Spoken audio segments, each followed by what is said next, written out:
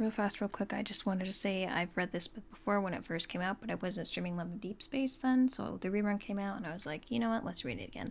I also cried really hard in this video, but I was like laughing crying because like I was crying so hard that I just didn't know what to do except laugh because I was kind of also embarrassed because I cried so hard. But anyway, I so hope you enjoy it. Thank you, bye. Just shut up and go.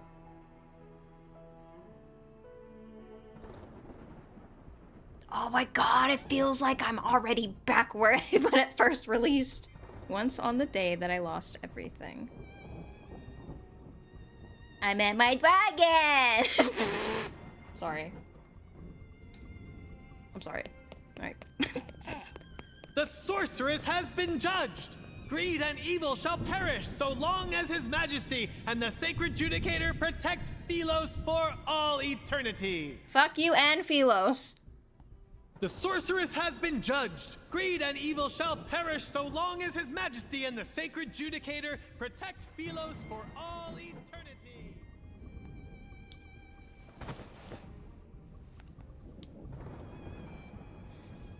Scarlet raindrops enter my eyes, while far below they gather into a gurgling stream at the depths of the abyss. Oh! Jesus, I forgot about that. Through my oh my god, already. Here it goes. Through my blurry vision, I catch a flash of lightning rippling through Philos' gloomy night sky. I can't die here. From my periphery to the area in front of me, darkness spreads like an all-consuming ocean. The world descends as the wanderer's claws close in, their cold, eerie glint like the flash of the death sight. Where's my sexy dragon man? I won't accept this. You guys need to calm down. There's no escaping it now. I refuse to accept this. I like your eyes. They are beautiful. In them, I can see your hatred, defiance, and greed for life. And I like your eyes too, and like just everything about you. The wind ceases, and it feels like time is caught in an invisible grip. I close my eyes before struggling to open them again. A flash of white light strikes across an ancient rock wall. There, I see the shadow of a massive beast with horns. That's chains bind its wings so tightly that if not for the great swords lodged in his chest, god damn it, its massive form would almost merge with the rock wall. Make a deal with me. Anything. If you want to live, that is. I'll make a deal with you anytime, baby. Pull out the sword. Ooh, I ain't gonna say that. My bad. My bad. The fiend actually exists. You don't have time for questions. Y'all gotta stop being thirsty. Calm the fuck down. In the next instant, the stood air starts to move again, and a rancid wind howls as the once frozen wanderers leap toward me. Driven by defiance and fury, I raise my hands and grip the rusted sword. I want to live. No matter the cost. When I pull out the sword, the rust melts away and transforms into light. It surges into my body, mingling with a strand of black-red mist. There's something on my iPad, yeah. Ah! Da-da-da-da. Amidst the chaos, wings flap and stir up a whirlwind of sand and gravel. Where's my bear? I need to hold. I'm thrown into the jagged rocks, my vision... Oh, it's already here. I'm thrown into the jagged rocks, my vision growing hazier by the second. All I can see in the darkness is a single dark red gem-like eye.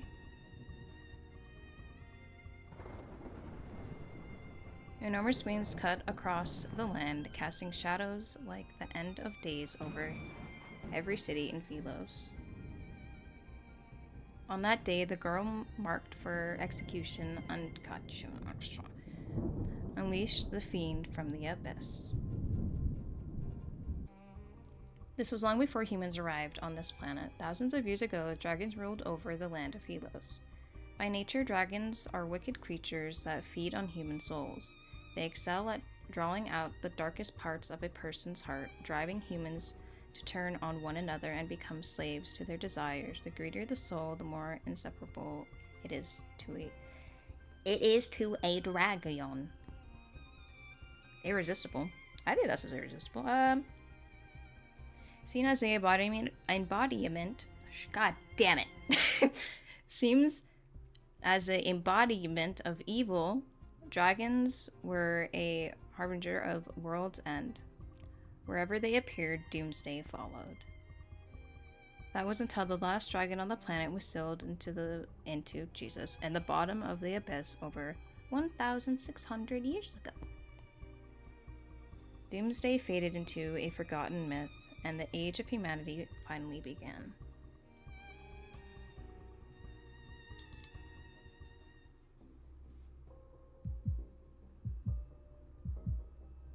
I'm getting just flashbacks from when I'm sorry. Okay, it's just nostalgic for me, okay? I'll get over it soon enough. Don't worry about it. I feel as though my chest is being ripped open. An overwhelming weight presses down on my body and I'm immobilized. In the closet with Sylus. A towering black building looms, its top swallowed by darkness. A scaly beast beast claws firmly pins me down to the center platform. What's happening? I can't move. Sexy men?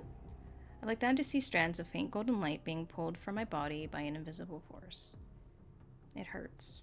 I struggle to turn my head. Once again, the shadow of a dragon's horns and wings are flickering on the wall, where firelight dances. Clarity strikes me and I cry out in pain. Stop it, our deal. I would be kept alive. The fiendish shadow... You know, I remembered there being like a different sound here, but I could have just been cracked out when I was reading this. The fiendish shadow lowers his head and its voice pierces my mind. Sorry. To be a dead person walking counts as being alive. This wasn't a good idea. God damn it. Stop. No. In between life and death, an uncontrollable tremor erupts from deep within my soul.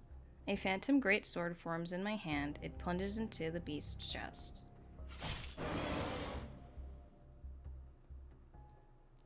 The dragon's pained cry resounds in the hall, and the weight of my body vanishes. Clutching my chest, I quickly sit up.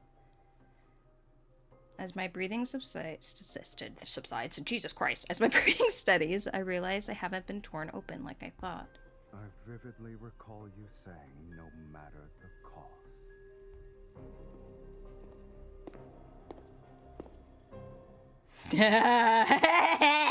Stop, sexy. I haven't seen you in a hot minute. Aye. The giant beast shadow fades away, and from the darkness emerges a man wrapped in a blood-red mist. He watches me like I'm his prey, and familiar to the dragon, he possesses a pair of beautiful, Garant-like eyes. Why are you looking at me like that? I set you free and you saved me. That means our deal in the abyss is done. He slowly approaches me. I quickly stumble as I make my way down the platform. I can barely keep my distance from him. Dragons can only feed on human souls if they're offered up willingly. So as long as I don't agree, you can't eat me. The fiend narrows his eyes and approaches me from the other side of the platform. Is that it? Instead of claiming your lackluster soul. Oh! Let's make out his head. You need to return what doesn't belong to you. Ooh, did I favorite that? I didn't. What the fuck? Oh, shit! No! Why? Infold, why? Do you see this? Do you see this? This is your fault. Why would you max it out, huh? What was the point of this? Son of a bitch!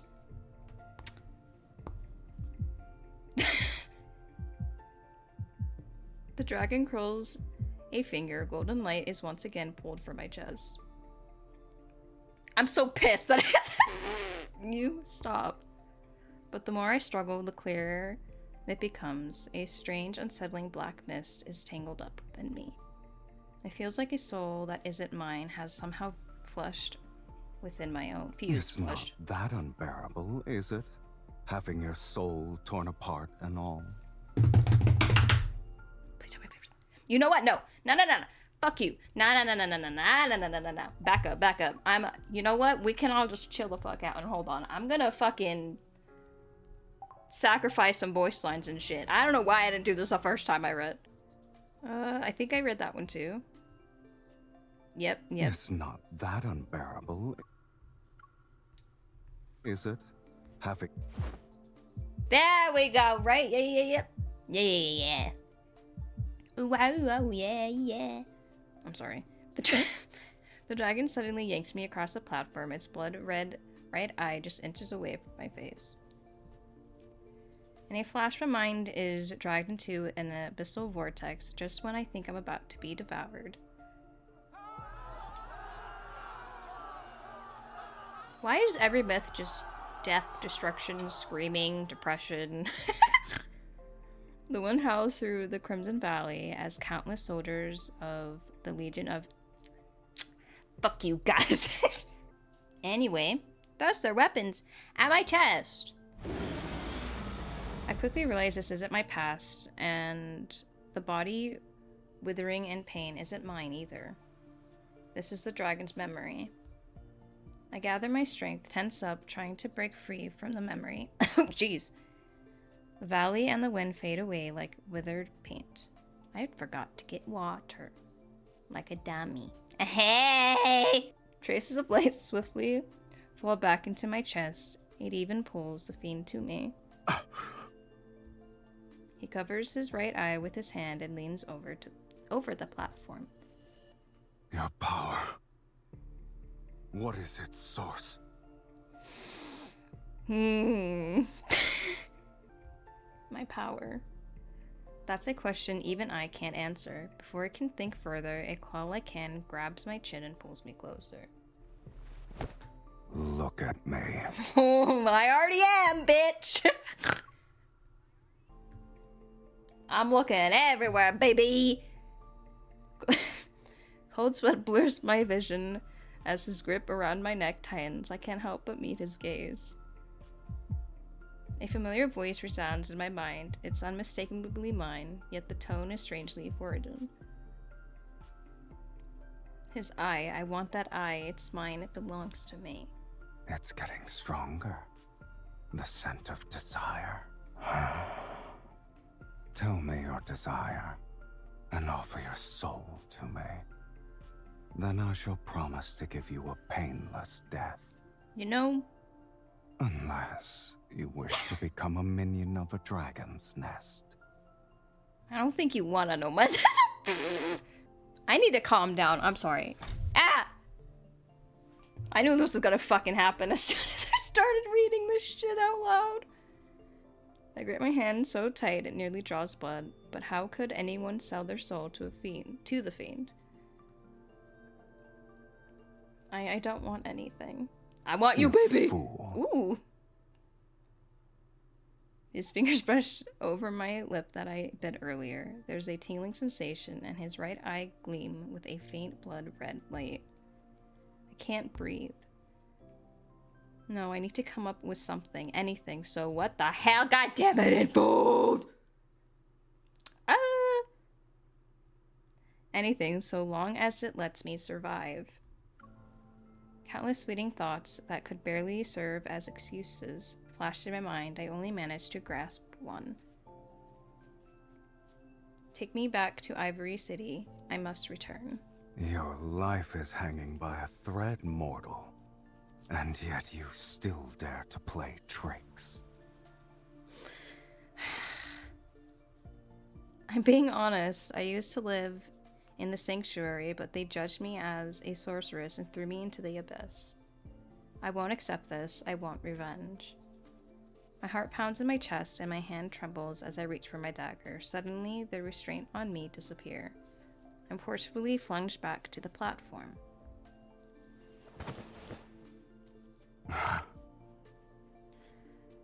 I want to, you know what? Calm down. I keep telling myself that, and it just the dark mist skims along the smooth surface of the platform, retreating into his palm. As it does, my wounds close up, leaving no scars behind. It's almost unreal. Lead the way. Whatever you say, baby. Over 1,600 years ago, after centuries of war with humanity, the dragon said in the legend to bring out Philos, fuck you, Philos, and was finally sealed in the abyss beneath the fiends infested Tartarus city by the legion of Justia. This decisive event, known as the Battle of Tartarus, led to widespread praise for the legion. The leader who drove his sword into the dragon's heart was reverted as the sacred that word. Monimus hoarded his deeds stand tall across Philos, and his followers built a grand sanctuary in his name after his death. Every year, the sanctuary takes in some of the city's orphans in the name of the sacred of this gonna fucking son of a snake, son of a bitch. I think that says judicator, low key, but you know what? It is a place held in even higher regard than the royal palace. When these orphans come of age, a Juctator's oracle, oh god, oracle of scams, dressed in the magnificent robes, takes them away to join the legion of Justia.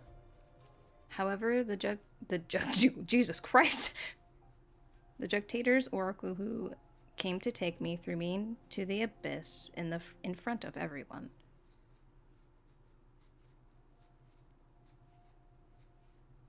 Is this where his voice gets all deep and sexy and shit? The pure white sanctuary stands in solemn grandeur, and the pristine marble floor gleams. The intricate wall carvings are well maintained, appearing new. They look just like this when I was taken away. The followers gathered here scattered the moment they see the sorceress who was supposed to be dead. As for the guards, they fall apart like dominoes, with just a flick of a finger. Growing up in a cage like this, no wonder your soul is so dull. Jesus. It's time. It's time to what, baby? Revenge is important, but so is staying alive. The news of the fiend's appearance in the sanctuary must be spreading like wildfire in the city. Once the Legion of Justia arrives to deal with him, I can slip away in the chaos. I watch the last guard disappear from view. Pretending I didn't see them, I turn away. The Dictator's Oracle. I keep saying Oracle. Is that why they... Is this why they're rerunning Oracle of Scams? Is this why? Is this why? It all makes sense now, goddammit. Just me isn't here, so my revenge will have to wait for now at least. Otherwise...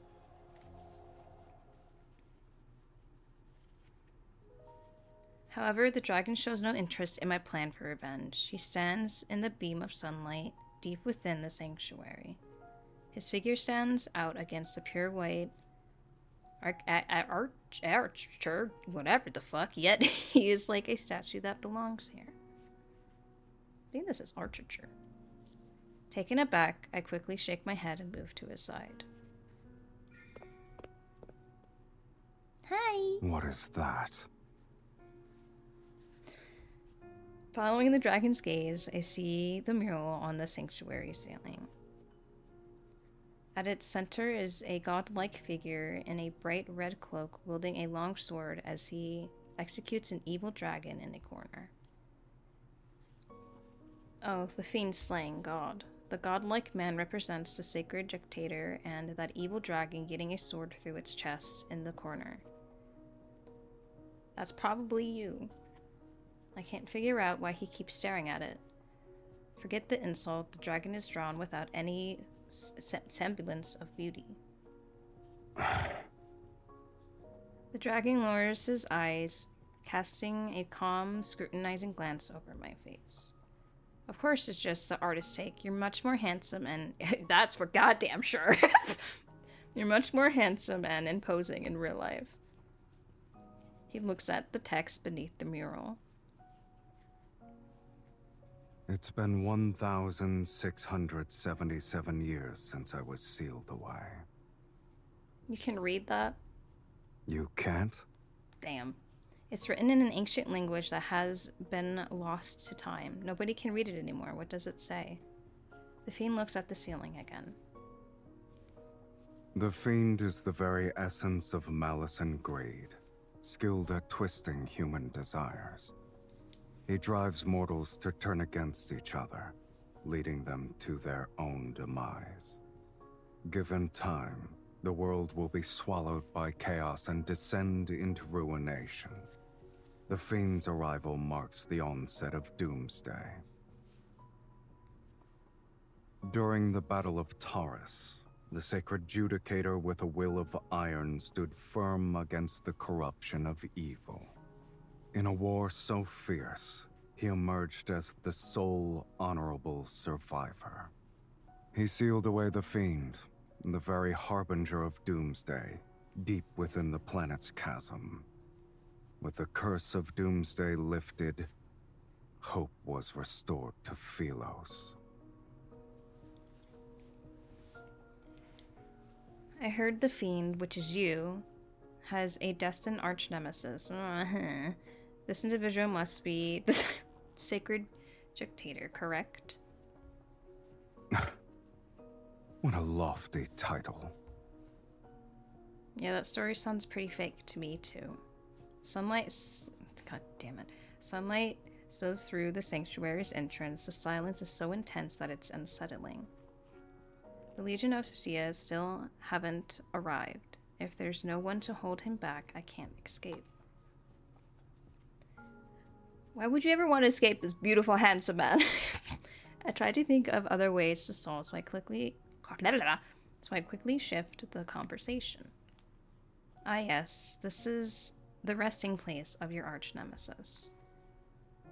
The sacred dictator in the mural might be long dead, but his ashes are kept here. There's even a statue of him in the inner hall. I sit on the armrest of a bench. Does that say finging excitement? I rest my chin in my hand and look at the fiend.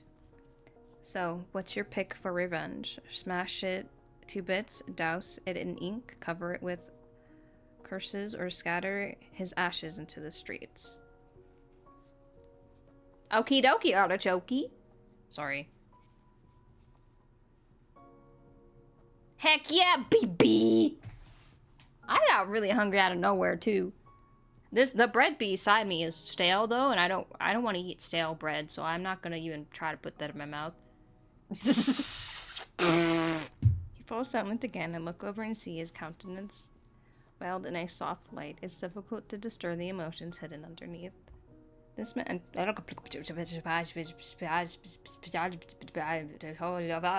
I having a stroke? Jesus Christ! This man dropped you in the abyss for over 1,000 years while he was worshipped as a hero, basking in glory. Are you referring to that glory built upon ignorant faith?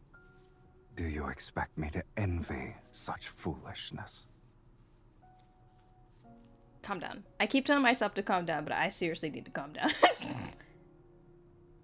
But... Oh! Oh yeah, the swooshy noises. Just an arrow forged with golden ore and crackling with electricity cuts through the air right as I speak. Finally. Swoosh! Next to me, I know, right? Same with cough, cough, and, what is it? There's another one. One of them was like boom or some shit. Next to me, the fiend raises his hand and makes a pinching motion. The flying air immediately disintegrates into particles. How boring.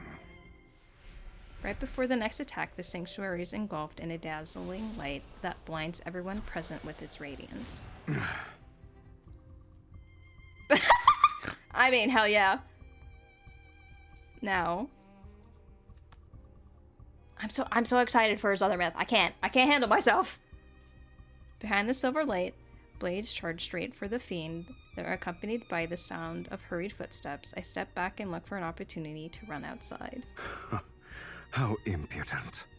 I hear the crisp snap of his fingers behind me. A sharp pain suddenly surges from deep within my chest, as if my soul has been taken. I can't move. My limbs stiffen and move uncontrollably, forcing me to turn around. I gasp as I take in the sight before me. Can I lick your back? Sorry. I'm so sorry. The guards are... Jesus Christ. The guards are tearing into each other like marionettes on invisible strings, slashing, gripping, ripping, and killing without mercy. I really need Info to add a different font and different colors. This is killing me. Does that say candelabras? What the fuck is that? Candelabras? What the fuck? That sounds like a spell. That literally sounds like a Harry Potter spell. That's how you pronounce that? Candelabras. It's legit. Okay, anyway. Blood splatters across the engraved walls. The candelabra. What the fuck? The candelabras are toppled amidst the chaos, setting the drapes ablaze. The stained glass windows, once vibrant, now cast an ominous, haunting wails and screams echo through the sanctuary. The fiend watches as the place descends into a blood-soaked inferno. He scoffs. I've never watched Mean Girls. I do too.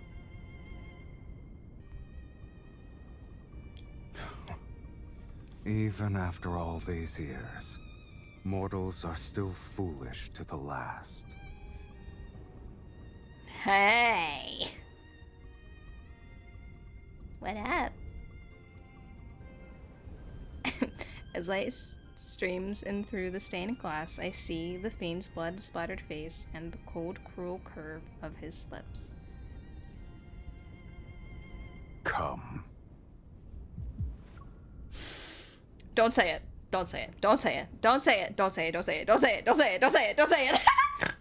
Don't say it. Don't say it.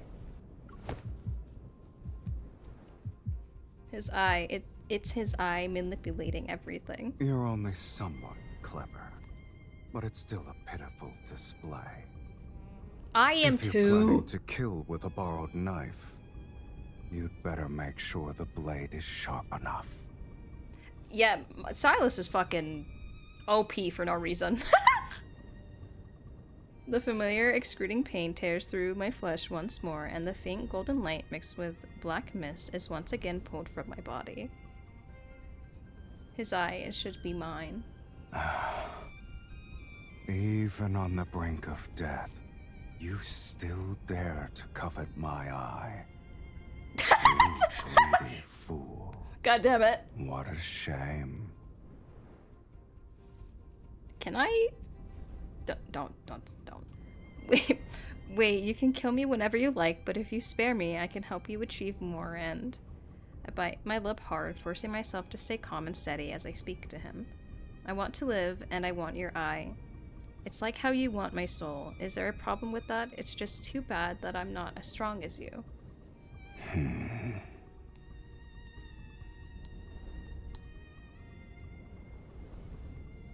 All I want to do is just giggle and... Oh, God. Well, I mean, it is, but... if I could blur it if you want. I grip my ass. Okay, I grip around my neck. Suddenly, the grip. Fuck! The grip around my neck suddenly loosens. You said you could help me achieve more. Give me an example. What kind of examples do you want, Big B? I take 2 steps back. I cover my neck as I steady myself. My mind races, scrambling for anything a dragon might want. I can help you amass a large amount of wealth and collect a lot of souls. Whatever you need, I can get it for you.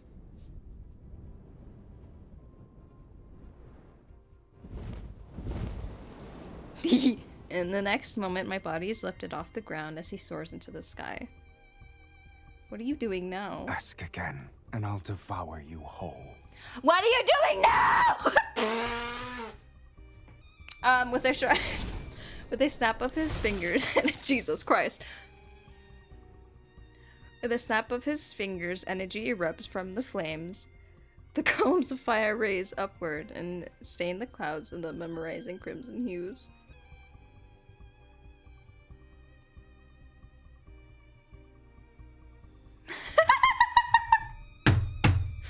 Honestly, if I could, I don't know if YouTube would allow that, but honestly, that's what's happening. Jesus! The ground shakes and the magnificent solemn sanctuary at the heart of the city quickly crumbles into ruins. For something as tedious as revenge, this will suffice. No need for a spectacle. I wonder... I still wonder if MC and Sylus are gonna die in the myth like Xavier and MC did. Or it's just us this time. Whatever it is, I know I'm gonna fucking cry, that's for goddamn sure. The wind sweeps up and Godfrey, the wind sweeps up the screams and shouts of terror. Half of me feels like, I'm probably wrong, but like I said, we're like gonna stab each other or some shit. The wind sweeps up the screams and shouts of terror. The fiend holds me and flaps his wings as he flies off into the blazing sunset.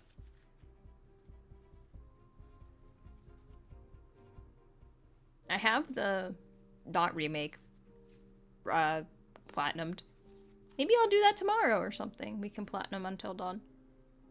But before the sun disappears under the horizon and we chase the last fragment of light, we find ourselves in a lair perched atop a cliff.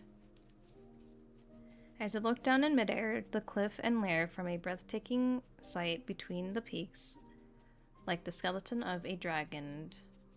Pose to take flight. Peace, buddy. I don't think I can do anything for 12 hours. I think I would die. He lands on the other side where the lighting is noticeably better. Lighting is noticeably better, and there are no blood-soaked stone platforms. Is this your home? Have you ever met a fiend with a home? Jeez Louise. After the dragon puts me down, although it feels more like I was dropped, he drags his tail along the stone staircase to the upper level of the cave.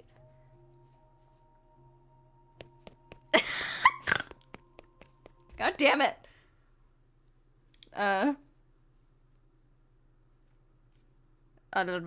Seeing that he isn't trying to restrain me, I turn and run toward the cave's entrance. Nah, it's all good! Pebbles roll off the cliff. I'm like enforcing you to just do it. Or enforcing, encouraging? Same thing, I don't know. Pebbles roll off the cliff, but I can't hear them fall. I stop just in time to stare at the sheer cliffside outside. My heart sinks into the depths of despair. Fine, if I can't go back to Ivory City, I guess this dragon lair will have to do.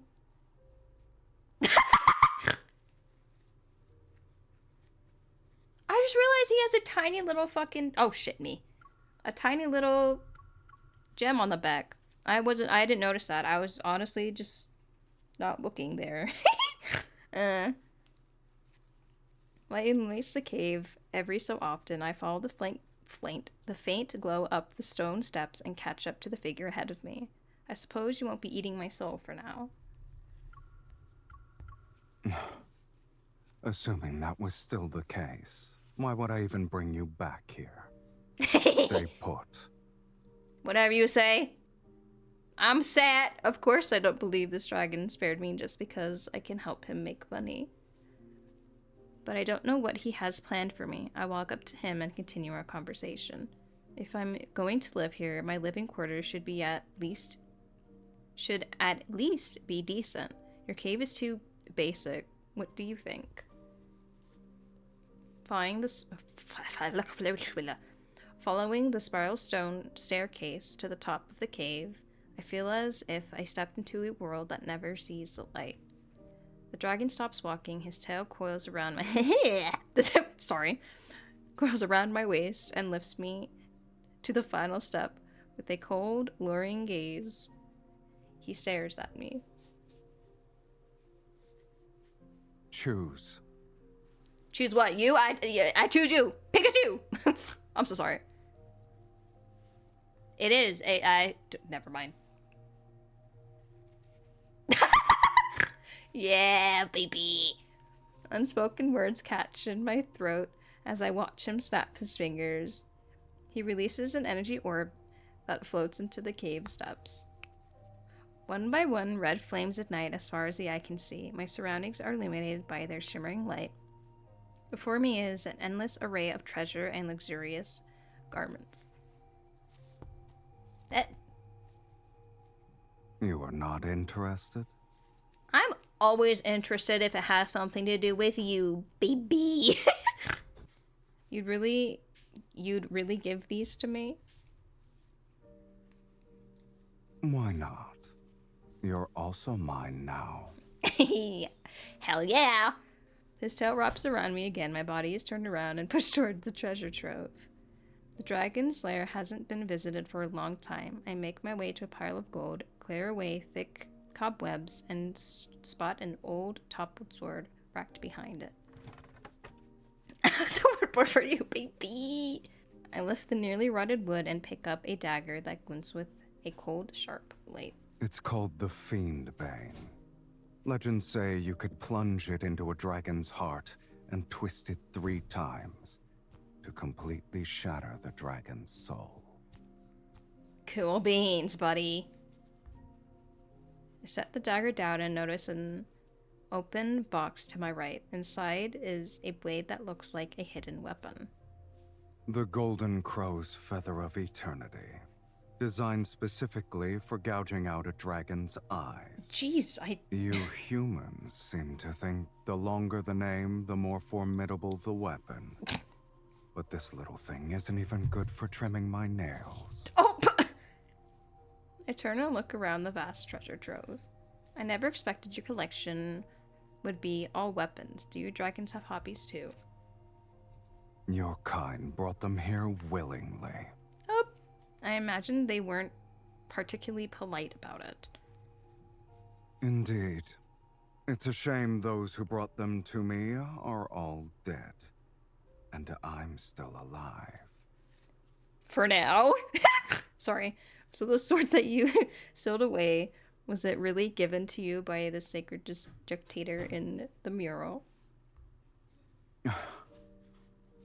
He was just lucky to get his hands on it, and fortunate enough to drive it into my chest. But only its true master can wield its power. God damn it. And that sword is don't. And the sword is inside me now. Does that mean I'm its true master? What? What do you mean? What do you mean? It's perfectly normal. I don't get it. I clench my fists, but my timing is off. The phantom of the great sword doesn't appear as I hoped. Rounding a thick stone pillar, I find myself staring, not at weapons, but at the seemingly endless hoard of treasures. Fine clothes, paintings, musical instruments. Shocked, I can only stare until I realize I just swallowed my saliva. If you want something, just reach out and take it. If I reach out to you, does that mean I can take you? Hell yeah, baby! In the flickering firelight, our shadows intertwine on the dimly lit wall. Just like this. Let your greed and desire burn a little brighter. I need to calm down. Okay. His toe glides up my calf, smiling. The fiend leans in to whisper into my ear. This is how you'll become worthy enough to be my meal. Okay. Holding, holding a gem, my hand clutches in fear. And sorry. In fear, I turn my head as his tail suddenly tightens around me. He laughs, watching me struggle in his grasp. Yeah, no wonder you spared me. You want to fatten me up before going in for the kill. Even so, you still cling to that gem despite being so close to death's sweet embrace. You truly are a source of entertainment. You know, when his new myth drops, this is gonna be real bad. This is gonna be even worse. I'm just saying. Enjoy my company while you can. I might bring you a deadlier experience next time. Who says death can't be entertaining in itself?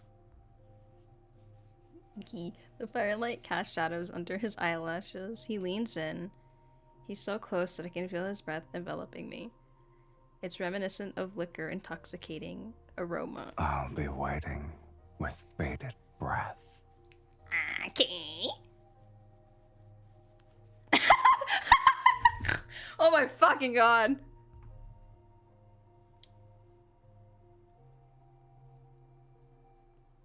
We're only at 2. I'm usually farther than this, but I just keep giggling and being... That night, the dragon places me with all the treasures he gathered. It's as if I'm one of them. It appears like everything is present, but all I can grasp is the moonlight descending into the lair from an opening.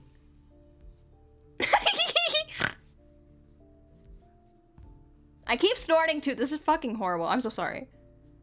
Whenever I close my eyes, the sound of howling wind inside the cave sends me back to that blood-red valley. All I can hear is a dragon's cries. The moment those blades pierce his chest, the same pain and fury also run through me.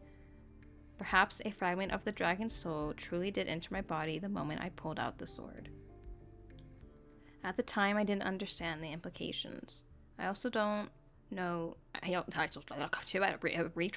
also didn't know this would mark the start of a curse. Well, what do you want? Well, you know what? How... I really can't. As dawn arrives, I lie on a pile of gold. Squinting at the lackluster jewels, I was twirling the fiend bane in my hand for the 3rd time. He's just going to fatten me up before savoring the kill. I can't let everything go his way. The source of his power is from his right eye, if I could take it. After a night of turning it over in my mind, I've decided I need that eye. With that eye, I might just be able to escape the dragon and avoid the fate of having my soul devoured. Which means I have to strike first. I wonder what's gonna happen sooner.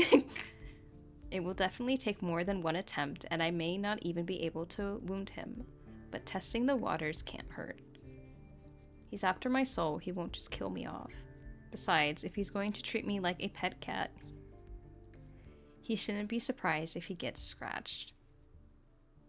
Walking down the stone staircase, I find myself circling around the broken central pillar over and over. The steps gradually merge with the ground and extend into the depths below. The dragon rests here. I found you, baby!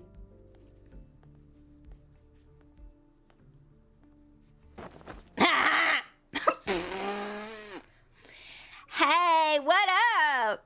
How you doing?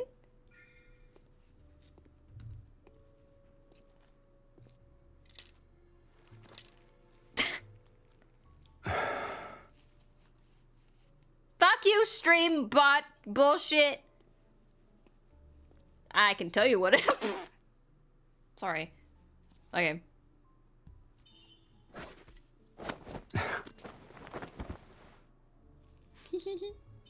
I knew it. Your footsteps are noisy, and you breathe heavily.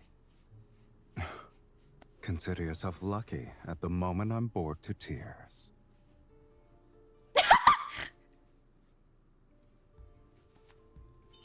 You would think I only brought one dagger. Hell yeah, baby! You Child's play.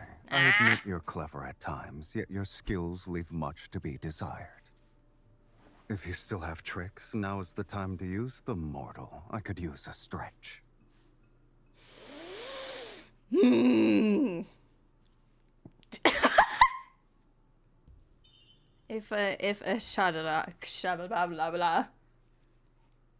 a direct attack doesn't work, I'll have to try a more subtle approach.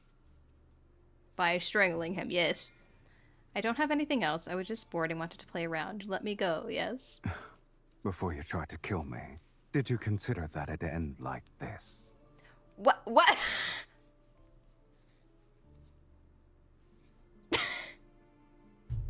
God damn it. Oh. Hell yeah, baby. I see. Your overconfidence truly led you to believe I'd be merciful. Yeah. Feel your heartbeat right now. Don't forget, if I apply more pressure at this very spot, your heart will never beat again. Yeah. Are you going to stay this weak forever? This will be the mark for the first time.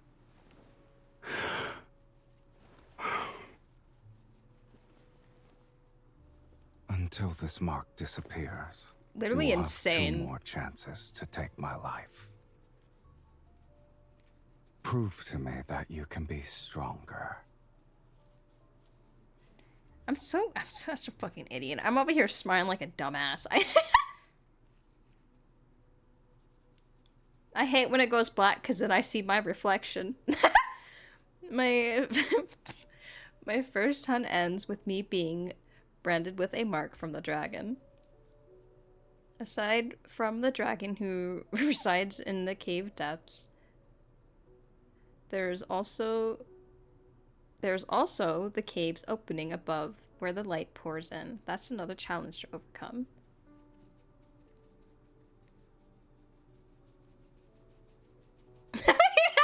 Yeah. God damn it. I didn't know I had this in me until I started playing this goddamn game.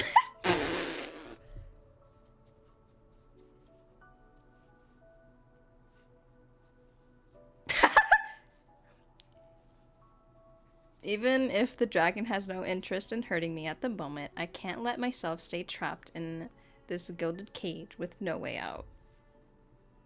I tear apart the golden silk carpets from the dragon's lair and weave them into a rope using his collection of weapons. I curve footholds into the wall. I throw the rope up again and again. With every fall and every fresh wound, the gap between me and freedom grows a little smaller.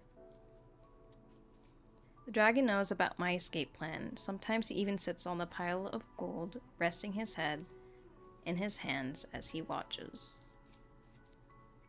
He neither helps nor stops me. It takes me a while to realize he isn't just watching, he's studying me out of sheer boredom. Just like I used to watch a cat in the sanctuary that kept trying to jump over a wall it could never clear.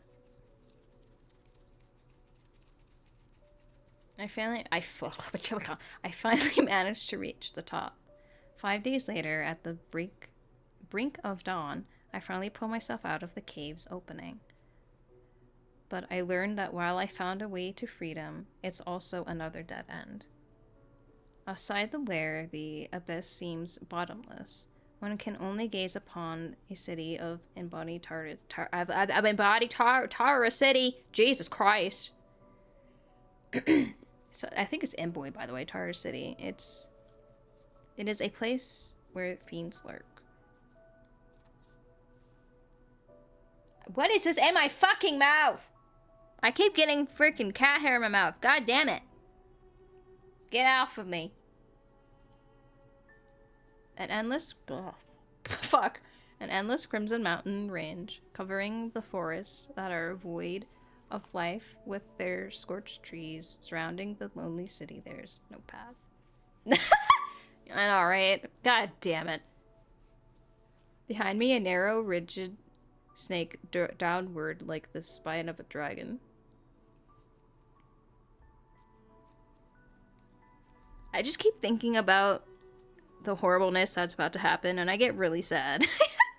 The Verta what now, motherfucker? Ignore my fan. I'm too lazy to turn it off. But like, I go back and edit this stuff. I'm like, I know this word. I know this what this word is. It's vertebrae. And yet when I was reading it, I couldn't get it then. Like, hello? Hello? I don't understand every single time. Whatever. Between the lies a vast yawning chasm. You'll die if you can't make the jump. God damn it. As I prepare to sprint and leap, the dragon lands behind me. You won't let me die, or else you won't be able to have my soul. However, you're not concerned about me running away. If you can go down without dying, then you may come and go as you please. I'm also curious to see where a sorceress who consorts with a fiend thinks she can go. With his arms crossed, he floats in front of me. I shoot a glance at his dragon's horns and tail. Sorry, you're skilled at flapping your tongue to annoy people. You're skilled in flapping your... ooh, don't... I just thought of something bad. Okay, you're skilled in flapping your tongue to annoy people. Thank you. It's one of my few strengths. I still haven't found the Ductator's oracle who judged me. My revenge is far from over. Looking for him is better than staying here. Don't bother. Even if you leap down these 21 bones, no one in your hometown will be waiting for you. That's so mean. I stop in my tracks. What do you mean? The dragon tosses me a blood-stained bag. What's in it? Eyes. Crows pecked out the eyes of the person you're looking for. Nice. My gut tells me this isn't the dragon's doing. What happened? You had me destroy a sanctuary, but the Legion of Justicia took it further. Justician. They wiped out an entire city under the pretense that doomsday is nigh. The dragon leisurely floats in front of me, a wicked smile on his face, a blood-red vortex swirling deep in his right eye. The Ivory City is a burning purgatory now. A rare sight indeed. Shall I take you there? Take me anywhere. At the highest point of the dragon's... At the highest point of the dragon's ridge, crimson clouds surge upward. I'm swept into a boundless sea of roaring flames. Ah, yes. The never-ending screams of every myth. After experiencing a moment of vertigo, I have that and it fucking sucks balls. I'm just letting y'all know that right now. I feel as if I'm soaring through the air. A massive shadow glides over the burning Ivory City below. It's such a shitty thing to deal with. I literally have to be taken care of. It's horrible. I hate it. The clash of steel echoes from the blood-stained streets. Thrilled by wings, the air carries blood's metallic scent along a burnt orchid smell. Whatever the fuck. These are scenes the dragon once witnessed. The memories replay in the soul that's hidden within my body. Humans don't need fiends. Their own fear is enough to bring about the world's end. As if this cruel spectacle of people destroying each other wasn't entertaining enough, I soon find myself falling. I almost dropped my thing I'm playing with. My soul trembles in pure ecstasy as I soar through the roaring flames. I pay little attention to the warm droplets that splash my eyes. Oh, enough.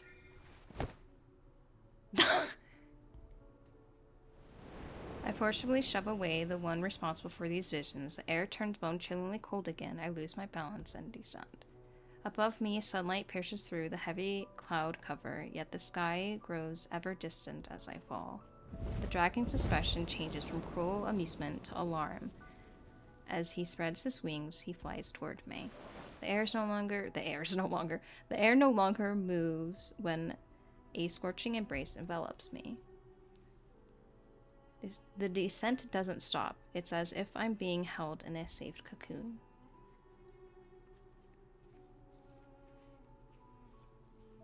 The day the dragon and I destroyed the sanctuary, the War of Doomsday began. I never imagined that The peace sustained for over 1,600, Jesus Christ, for over 1,600 years could be broken so easily. It rained for 3 consecutive days in Taurus City. I sat in the dragon's lair and received shiny trinkets every day. One night, a small mountain cat came in to play with me. It wasn't until later that I realized there's no way a mountain cat could just wander into a dragon's lair on its own. Could the dragon be comforting me?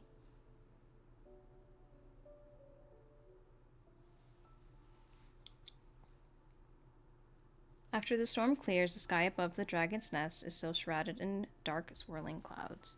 From here, I can see Taurus City, a city of Envoy, that is the opposite of my hometown city of Ivory. The place is chaotic and evil, a home for those who are shunned by others. It's a world different from what I know.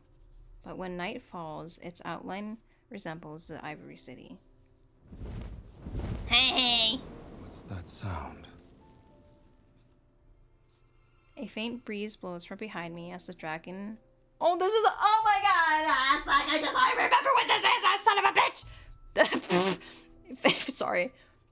A faint breeze blows from behind me as the dragon folds his wing. He lands a few steps away from me. As I sing the final note... Oh, god damn, shit. This is shit. This is shit. God damn, I'm gonna start crying even though okay. Literally... I'm fine. I'm fine. It's okay. Don't worry about it. As I sing the final note, I close my mouth and continue gazing at the distant lights in Taurus City. A requiem for the departed. Sing it again. Haven't you ever heard someone sing before? I've never heard you sing. He sits next to me and his tail curls behind me. The nights in Taurus City are always brightly lit, unlike the flames of war in the Ivory City. Desires invariably burn. I heard you're the princess of Ivory City.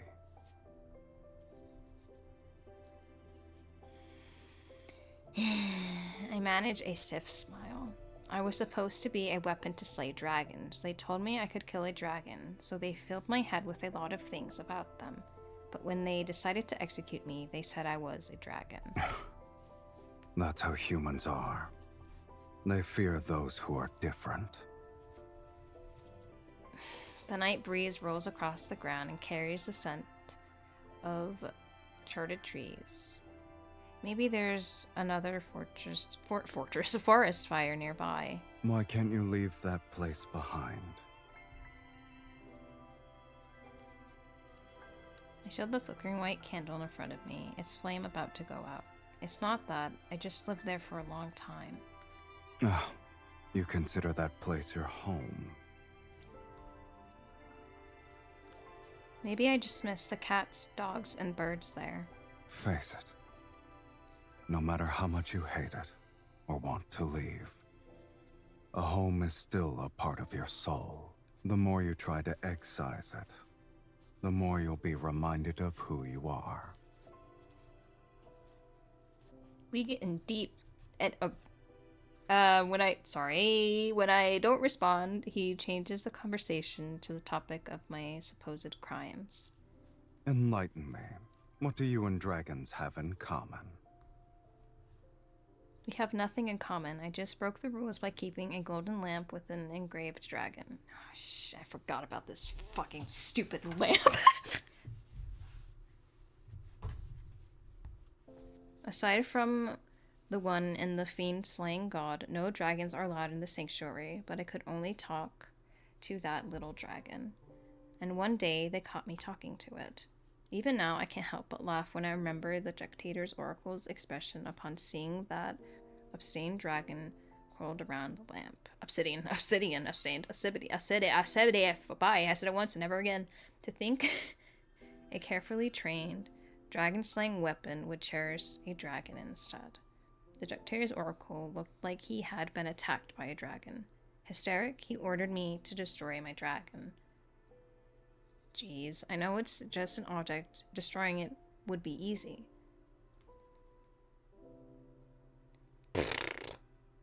I mean, what? I remember clutching the little dragon as I was forced into a corner. The shadows of the crowd engulfed me like a tide, but I didn't want to listen to them that day. Jesus, my stupid. The essence of the Ivory City is reflected in the citizens. People dress nicely, eschewed grace, and possess untainted souls. The dictator's oracle says, desire is the seed of calamity.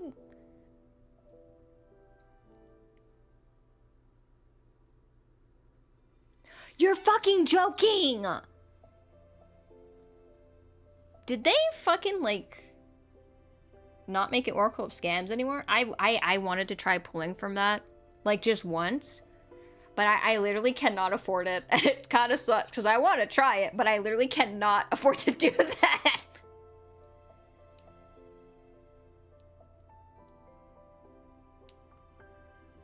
Check. Expressive indulgence will allow this disease to grow quietly. Oh, hell yeah! If I could pull, though, I think I would do it once, but yeah, nah. The only way I can get diamonds is from my pass and weeklies and dailies and sharing, and that's where I'm getting my diamonds from now, because I can't get them anywhere else anymore, because I'm stuck on every orbit on the fucking planet. So I had to act like everyone else. I needed to abide by proper etiquette, say the right words, and bind my hands and feet with invisible white threads. All of these things turned me into a puppet without a heart. But they still burned my dragon. To kill my dragon, they framed me for a great crime. They sentenced a puppet to death because it had one desire.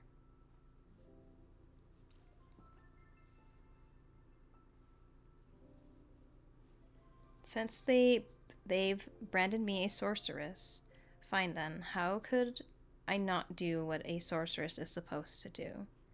Strands of my hair flutter as I look at the dragon beside me. Since they destroyed what was most precious to me, it's only fair that they surrender what's most precious to them. Everyone wearing a sacred robe should have their chest split open to see their truest selves. The threads binding me are cut away one by one. I tighten my fists and finally see what's wrapped inside. A heart still beating. But this Jesus isn't a Criminy. goddess. Aloy! It's a door. Alice, thank you! If I get those diamonds, I'll have to wait for the payout.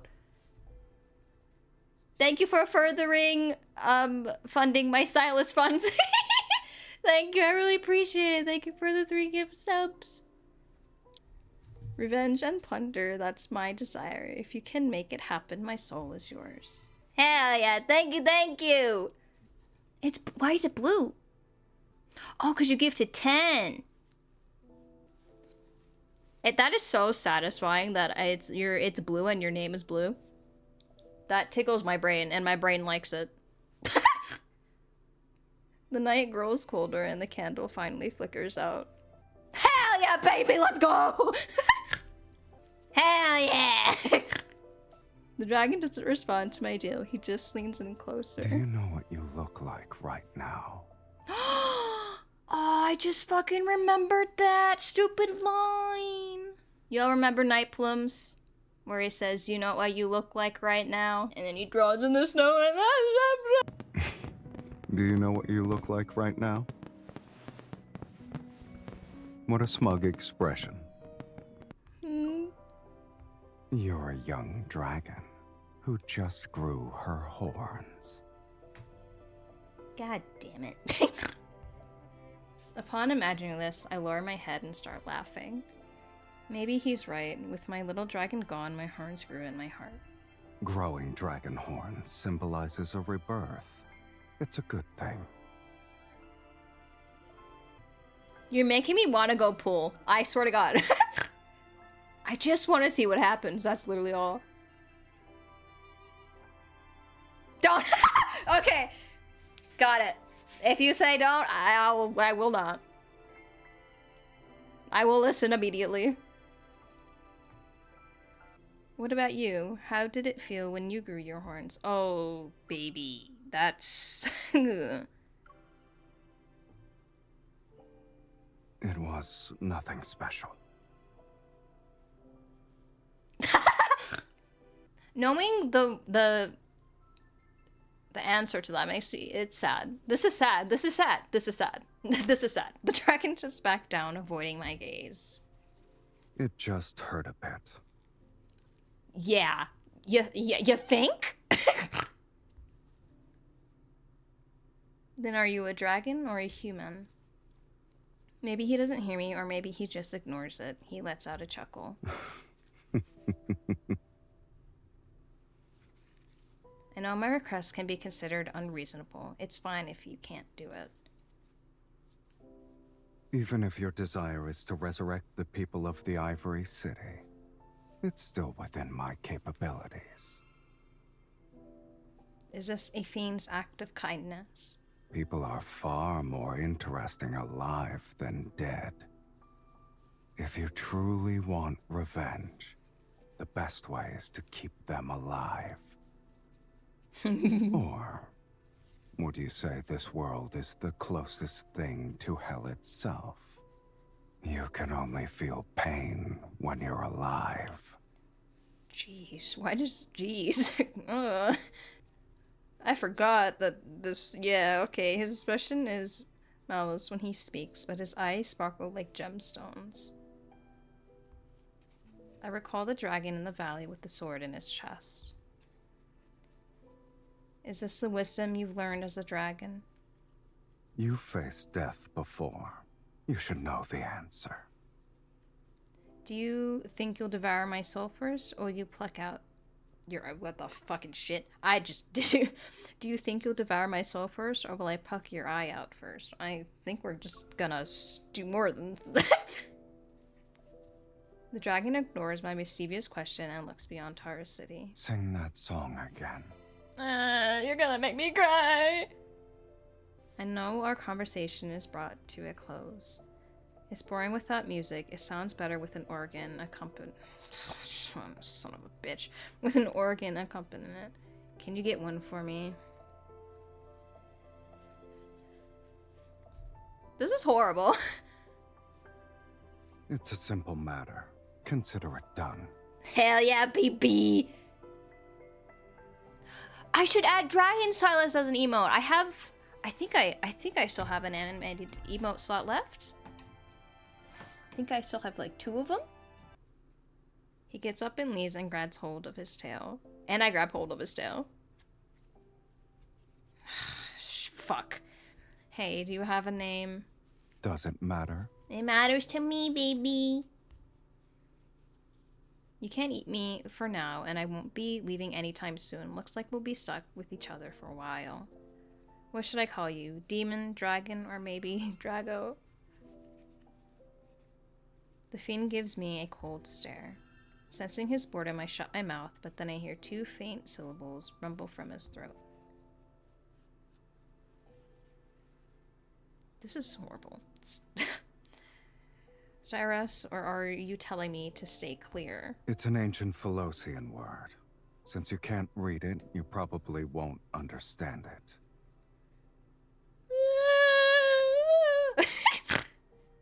How would I call you by a name that sounds familiar? Is Sylus alright with you? Call me whatever you want. Husband? But don't expect me Baby? to respond. Sorry. Didn't we give Caleb his name too? This is horrible. I was gonna say that, but I didn't know if that was too much, so I didn't say it. That was what I was gonna say next. The dragon rises, and his unseen wings stir up small gusts around him. Where are you going, Sylus? He takes a half step back and falls off the cliff. I'll be resting.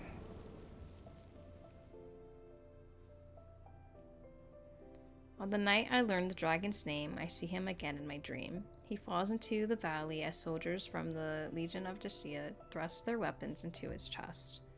He slides down, a sharp rocks tear into his flesh, and sharp rocks tear into his flesh. A dragon's roar fills the valley, then slowly fades into silence. But holy shit. But at the bottom of the valley, it's not a dragon lying there, it's a young man barely clinging to life. I don't like that we're inching closer and closer to number 9.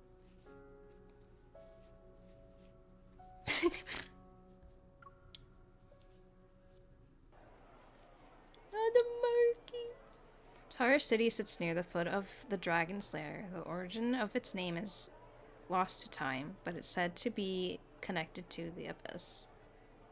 I did choose this, but it's to celebrate. You know what's fucking weird? So I'm guessing this takes your previous pulls from before, like however many it took you, right? I pressed the fucking gift box. Why the fuck does it say 637 when it took me 599? It took me 599 pulls to R3M. I click this and it says this shit. I'm like, what the fuck? I mean, I know I pulled like once to get my pulls down a little bit and then I got 2 of his cards at the end. Maybe I kept pulling like a fucking idiot. That's probably what happened, but I opened that and my mouth fucking wide open, bitch. I was disgusted. I was like, ugh. I literally said, ugh. I'll be so upset if it takes 599 pulls for not Dragon Sylus, my bad, for Sylus's new myth. I think I will riot. Freaking Raphael took me 410 and that was just a R2. Xavier took me like 340 something, I think. I couldn't fucking rank Zane's because his fucking myth was just like hell to pull. Yeah, it was bad. I couldn't even rank it up because it was so shit. I think it was like 200 pulls in or like almost 200 pulls in just for no rank. No rank at all. Literally fucking cursed. Tower City sits near the foot of the dragon's lair. The origin of its name is lost to time, but is said to be connected to the abyss. And unlike other cities, Tower City Market is... I'm gonna make them work. Honestly. The stall we passed by, Wanderer's head was being displayed. You reacted quickly.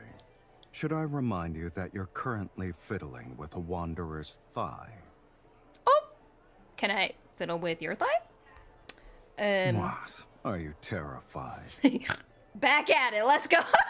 No, I just suddenly thought of something.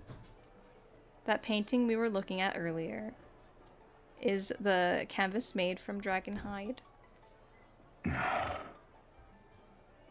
What, are you terrified? I don't remember my voice sounding this annoying. I drive the dragon to one strange shop after another, even though I know there won't be any pipe organs for sale. I'll take what's most valuable in this world. That's the deal he silently agreed to. But right now, I just want to see an invisible fiend looking troubled. You have no intention of disguising yourself. No need. No one would believe a fiend would wander around a market.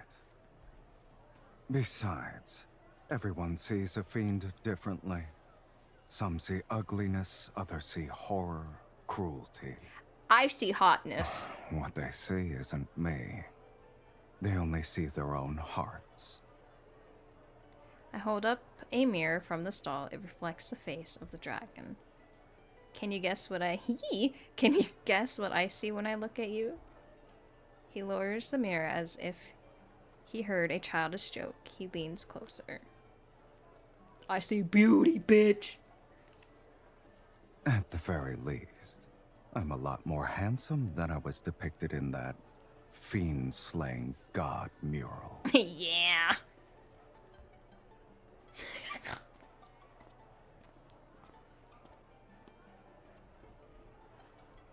I thought the famous market of Tara City would be more interesting, given how it's known for fiend-related items. It turns out to be just a bunch of normal stuff. You won't be able to find wind chimes made of finger bones anywhere else. Jesus! I pick up a small obsidian sculpture. They even have a goat bone amulet. People in the sanctuary dislike these kinds of things because they believe horns represent fiends. Yet they're quite popular here. Do you want it?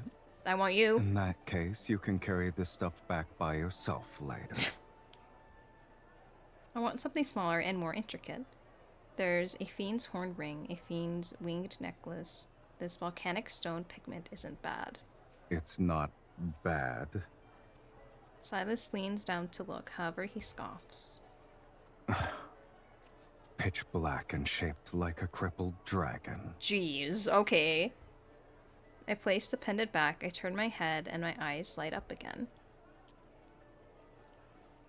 Look at this fiend's eye bracelet. Isn't it more adorable than the treasures in your lair? You see a cheap, thin coating as beautiful.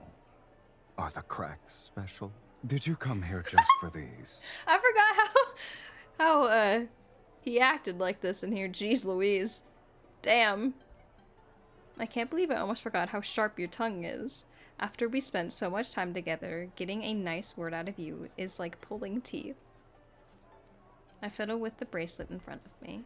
Since my taste doesn't seem to align with yours, why don't you tell me about the most valuable piece in your collection? Me!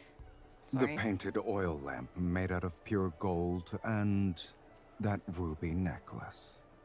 You wouldn't use them if I gave them to you. Why are you interested in cheap things? You actually measure worth based on monetary value. There's another way. I sigh dramatically and click my tongue, trying to appear deep and wise. You certainly live up to the stereotype of dragons being greedy for treasure. However, true value comes from something a little warmer. I take the bracelet for... Take this bracelet, for instance. It might not look impressive, but it carries a great significance. Ignoring his dark, bordering look, I grab the dragon's hand, and without waiting for permission, slip the bracelet onto his waist. Onto his wrist. Here, look at the words engraved on it. The fiend shall always shield you. How warm and comforting. The dragon glances down at the bracelet, but doesn't take it off right away. The what now? The pupillus? Pupillus? What the fuck does that? Merchant senses something and quickly faces us. He taps his tobacco pipe with pinpoint accuracy on the bracelet. One piece of information, or 30 gold coins for the bracelet. You sound annoying as fuck. For this bone bracelet, at best it's worth. I'm about to start haggling, but when I look up, the dragon is already opening his pouch. A cascade of gold coins falls from his hand onto the counter.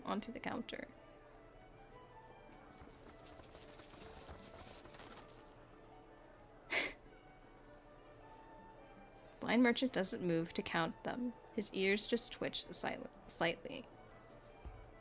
You've given too much. Rules are rules. I'll keep the gold and give you 2 pieces of information. Why do you sound like he said wools? I can't judge. I can't fucking speak. I'm so sorry. I should. First, the fiend has returned. The Legion of Justicia will march to Taurus City soon. You two need to be careful. Sylus and I exchange a glance. The merchant, expressionless, turns his face toward me. As for the second one, before long, the fiend will meet his destined arch-nemesis once again. Yeah. Right over there. He tilts his pipe and my eyes follow. In the distance beyond the beyond the barren forest, I spot an obsidian spire jutting out. Oh, fuck me.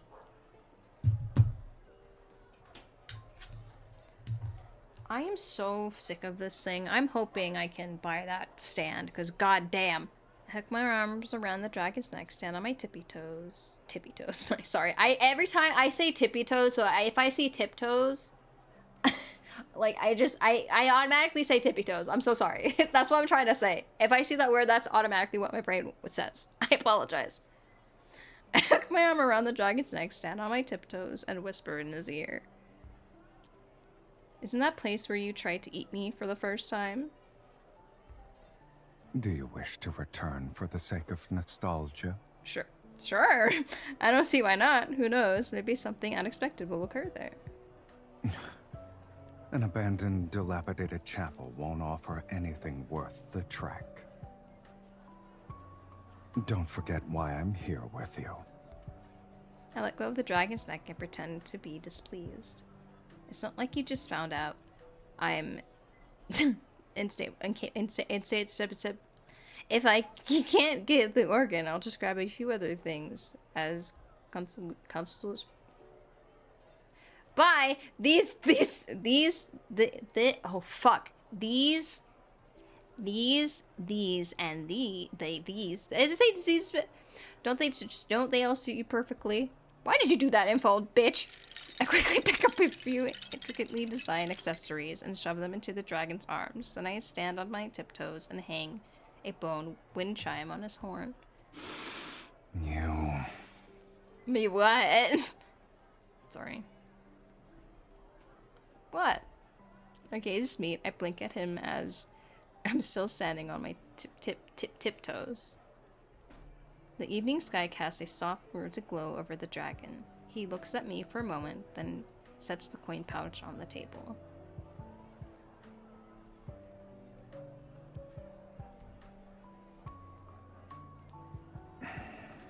Since you want all of them, don't leave a single one behind. Take everything.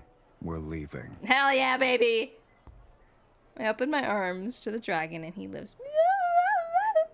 I open my arms to the dragon and he lifts me. He carries me and my treasures as we soar over Tara's city.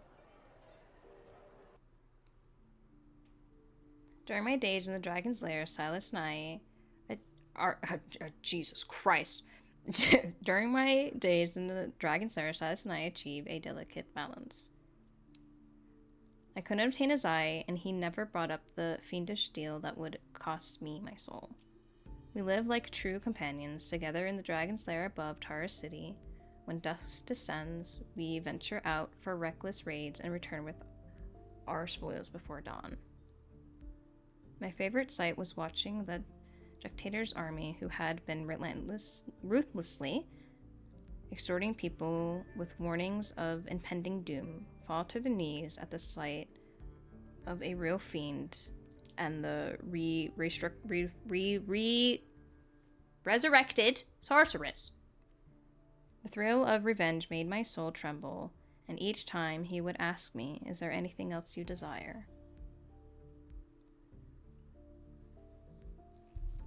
The dragon's personality nurtures my ambition as he leads me from one raid to another, regardless of how dangerous the target. Did I just break this? No. Target is, as long as I say I want it, he fulfills my every wish without fail. Fate tumbles like an uncontrollable bead rolling into the bottomless abyss. Under the what now, motherfucker?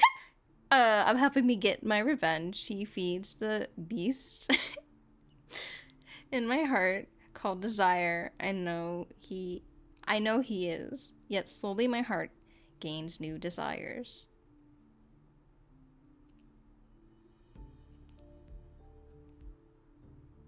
This place and over here, we've been to these places, correct? We've already been to these places, correct? I sit it cross-legged on a new cushion. I eat some fruit and mark several areas on a star map.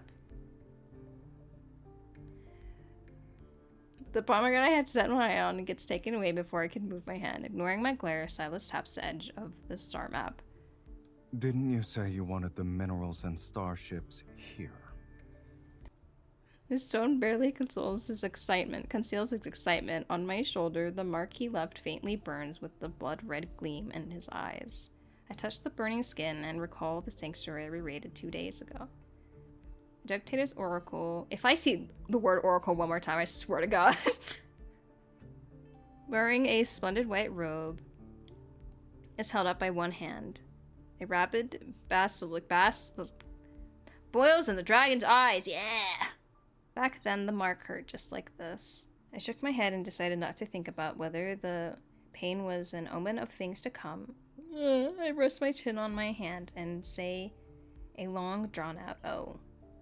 You remembered everything I said. Sylus raises an eyebrow and takes a blood orange from the silver platter. Blood oranges are kind of good, by the way. Pomegranates are also delicious. I want a fucking pomegranate after this shit. God damn it. I love fruit.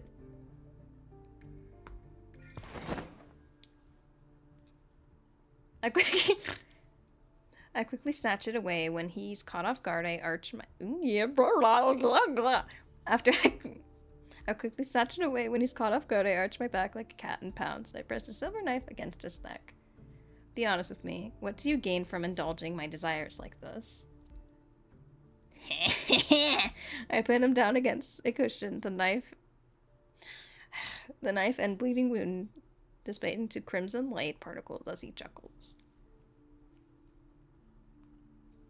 God damn it. Sylus looks up at me. We can feel each other's breaths as he raises his hand. His nose gently brushes against me. What about you? What's in it for you to attempt an assassination with such a weak hand? Ah! Sorry.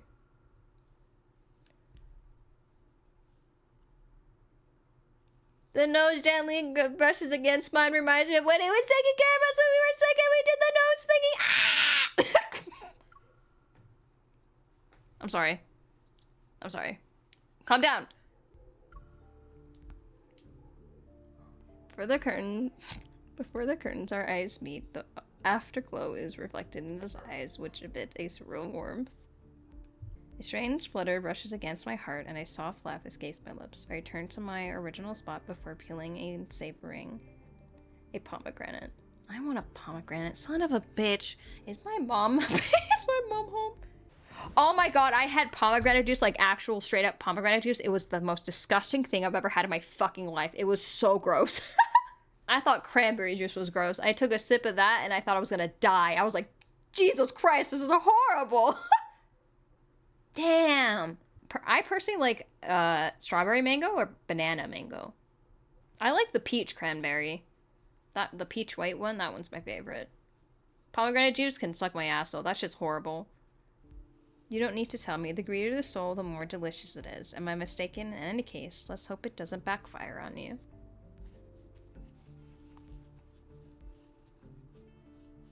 Sylus laughs as I take out another pomegranate seed. He leans in and snatches it with his teeth. Likewise. You haven't fled because you're waiting for an opportunity to take my eye. Is that right? Ooh, don't say that. But as I stare into his eye, I find that I don't truly want to hurt him. Besides the horns and tail, he's almost no different from a human. I fucking love peanut butter. Aside from searching for places to plunder, the dragon and I often meet at the top of the lair. Sometimes I tell him stories I've heard he rarely speaks of as he's engrossed, or perhaps he just wants someone to watch the moon with. Occasionally the dragon talks about himself. He speaks about the myriad of dragon-slaying weapons in his treasure trove and the 108 ways humans have tried to kill him. And the fucking N109s and blah blah blah. Most of the time, we just sit together and say nothing.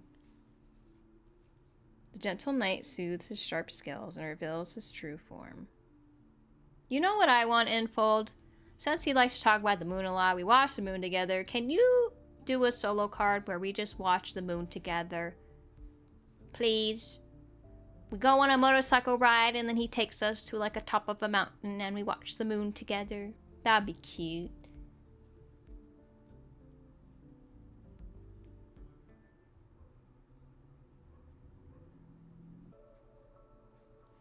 caramel and cheddar popcorn, like together or just like separately? I hate cheddar popcorn. I cannot eat it. I love caramel or caramel, whatever the fuck you want to call it. I don't give a shit. Anything to do with like cheese on it is low-key disgusting to me. Yeah, that'll do it for sure. Oh. Yeah, cheddar anything is a no-go for me. I mean, it kind of depends. Cheetos are kind of okay, but they just have this like specific nasty fucking taste to them. And like anything cheddar that has like cheddar dust on it for some reason. The sun is setting and the rocks still retain daylight's warmth. Drowsy, I'm in the middle of relaxing and drying my hair and what? I'm so sick of my brain adding words that aren't there. Holy fuck. Drowsy, I'm in the middle of relaxing and drying my hair that I just washed. Does your song truly need an organ? We already bought a bone flute.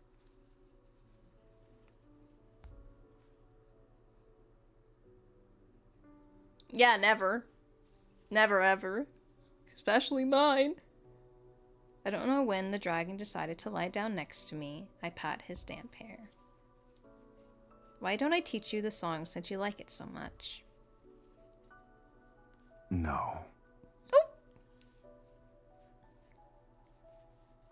You don't want to, or you don't think you can learn it?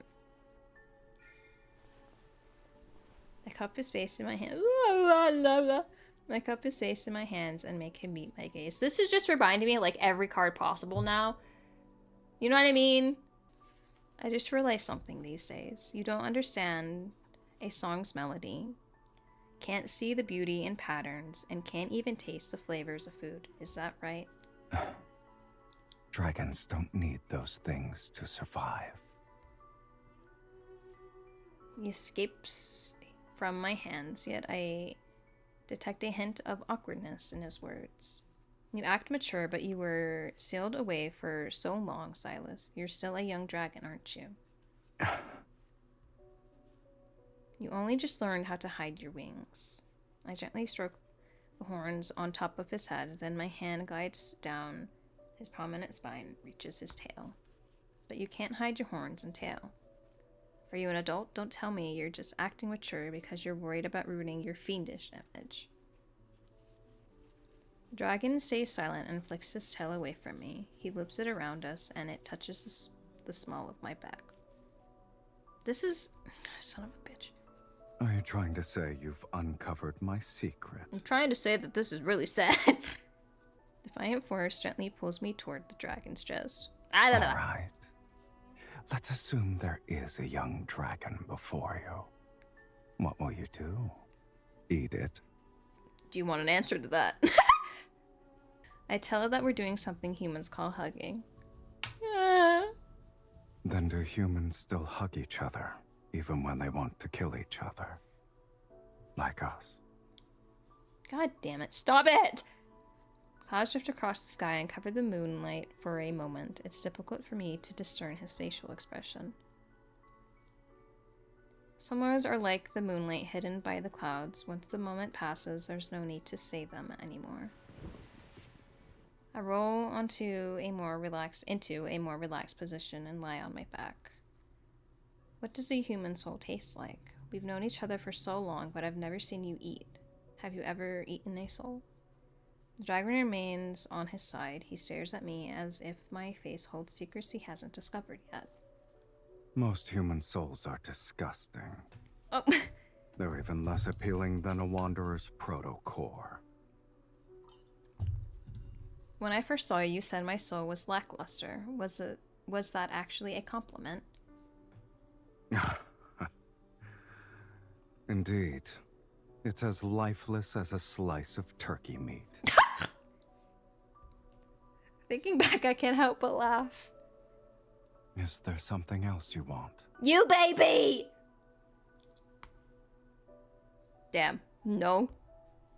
Maybe I just wanted to know if a dragon's capable of luring humans into darkness. Could truly feel the human's emotion called love a desire that goes beyond mere survival. In this world, apart from survival and killing, could there also be room for organs and legs? Or maybe the person next to me only appears to be human, and his indulgence towards me is just so he can obtain my soul.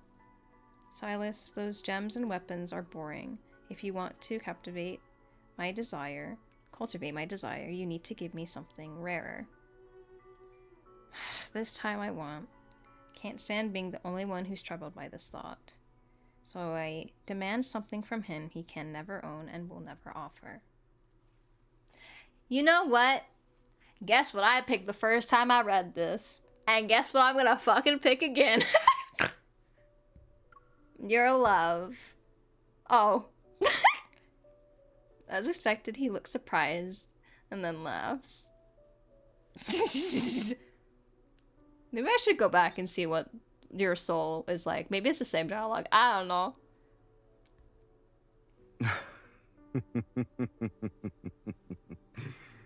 A fiend's love. What are you going to do with something that doesn't exist? If it doesn't exist, then it's even more precious. Speak. What does it mean to truly love a person? Have you ever loved anyone before? You baby! No, but I know exactly what to do.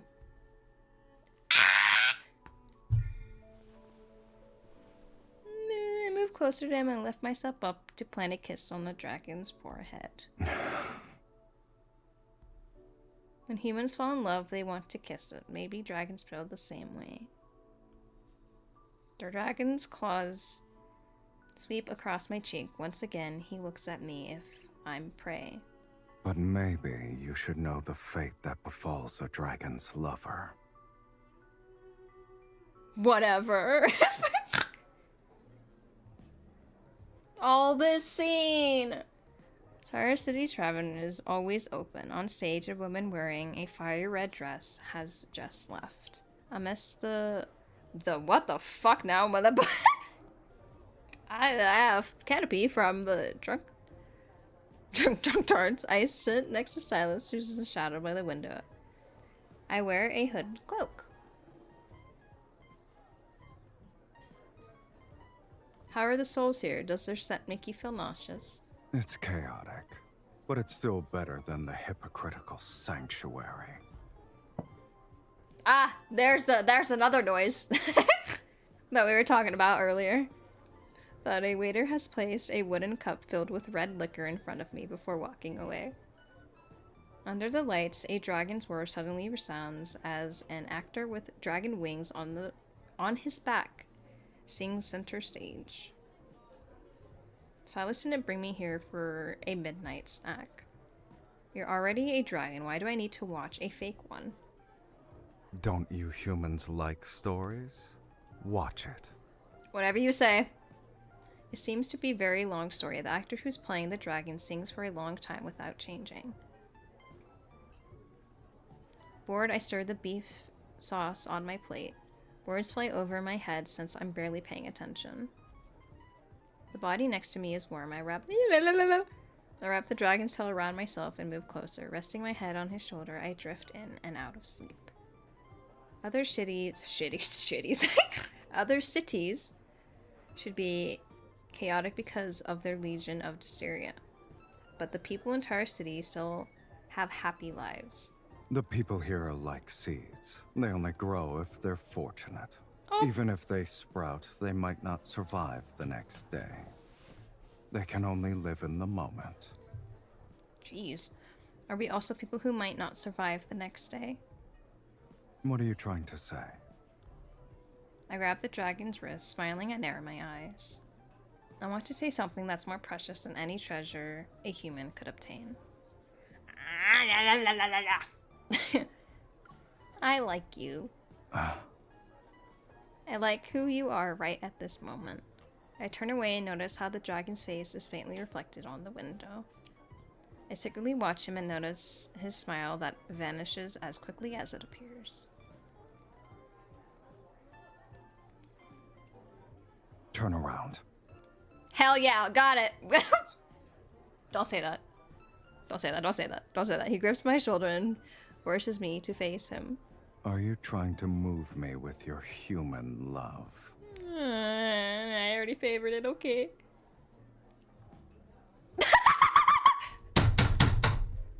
You you want to know what it says? It says held a message for a reason. Sex-based terms. Allow this post to chat. How did it not censor back shots, but it censors bend over? I know, right? That one got it. All right, buddy. That's fucking... That's something, all right. I said it because I wanted to. Now that the moment has come and gone. The dragon pulls my hood over my eyes. My heart silently trembles, but all I receive is a gentle flick. Too late. Spare I'll change! remember this. Spare change! Spare change! I turn, and the story on stage has reached the final act. The actor playing the...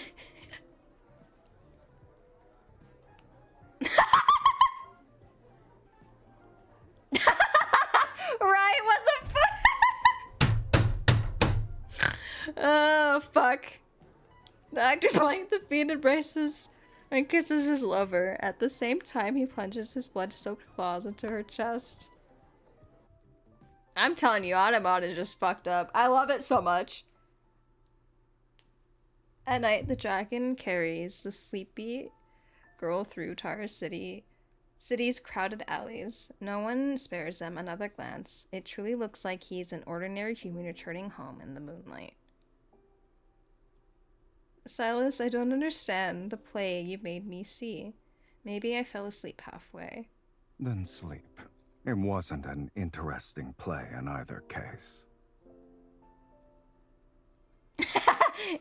Ew.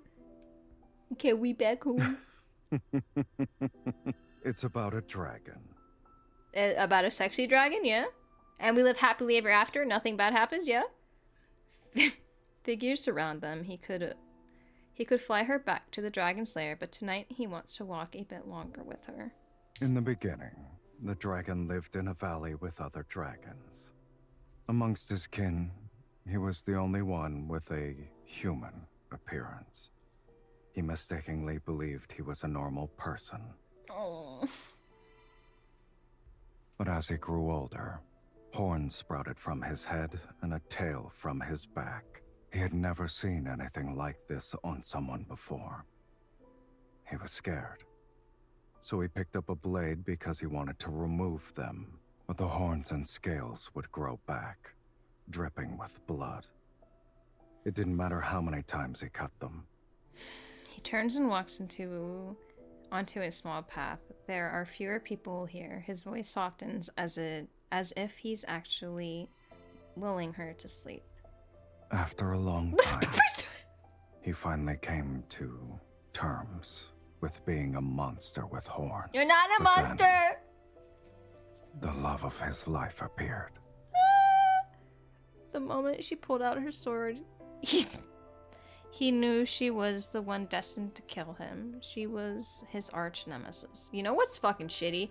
I'm pretty sure that, you know how you usually get like a title when you finish the whole story and some diamonds and shit? I'm pretty sure one of the title it is arch nemesis.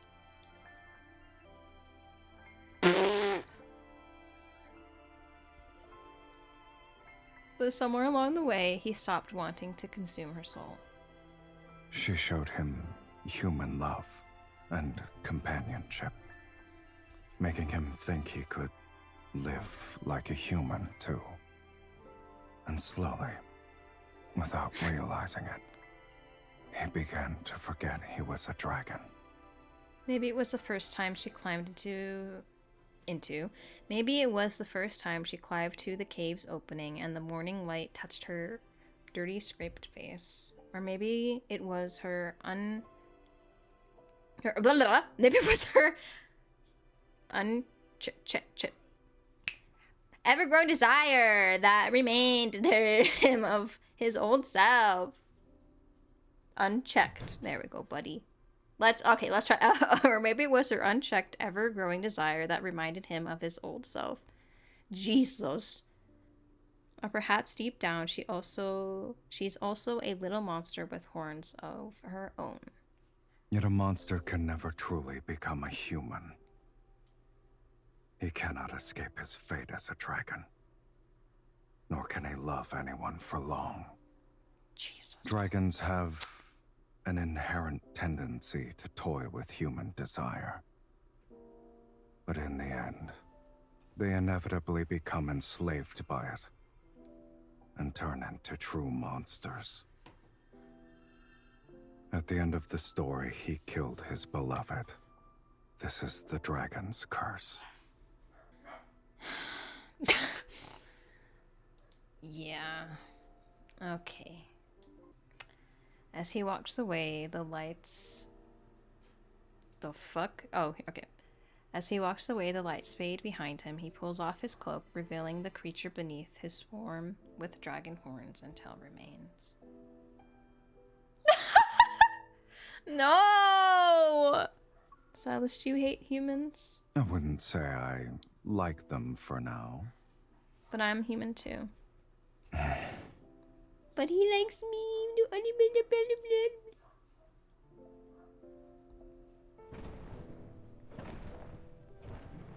Visible wings slice through the air, carrying the sleepy girl. He soars through the skies. What about you? Why stay by a dragon's side? Because he's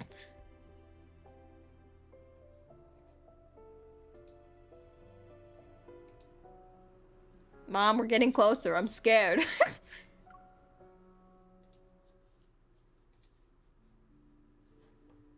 If this keeps moving, I'm gonna vomit on my floor. I just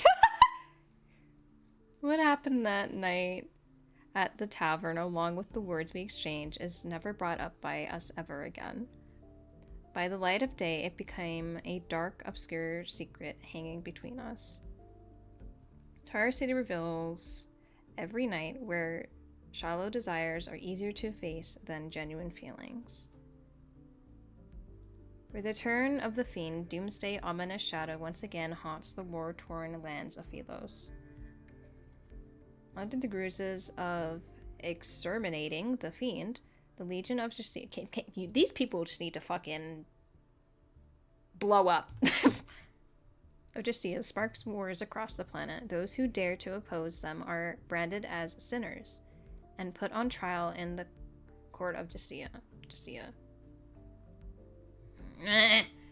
The sacred dictator's authority hangs by a fragile thread. The long-standing resentment among the people reaches its boiling point, and it's fueled by the fiend's red. Meanwhile, Sylus and I pay no mind to it at all. Our past of plunder stretches across nearly every corner of the world. Hello? There you go, buddy. But amid the feast of desires, as my thirst for revenge deepens, the curse, dark clouds gather thicker around me, and the dragon casting ever darker shadows over my fates.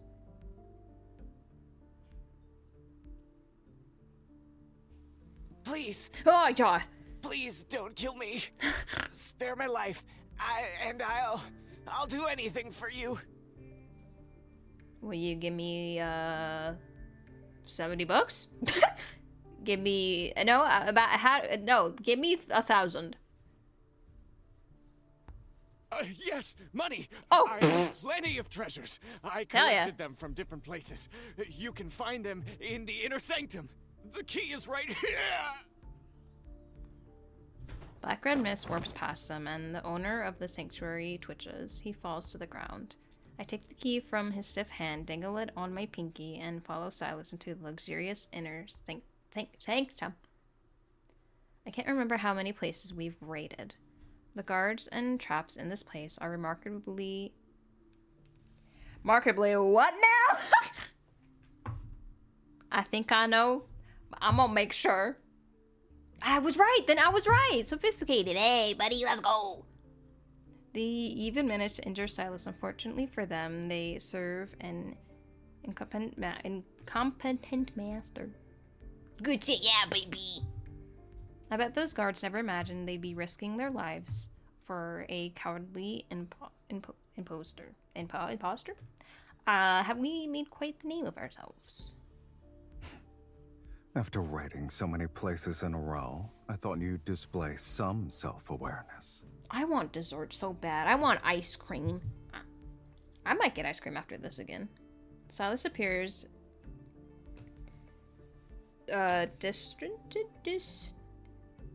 disinterested, his gaze briefly scanning the treasures behind the door before moving elsewhere, yet his eyes linger on something beyond, a nearby sheer curtain. The wind lifts the curtains and reveals a massive organ in the wall. Its presence is illuminated by the setting sun. What a pleasant surprise. We found one. Smiling, I put down the jewelry I was holding and adjust my dress. I sit down before the organ.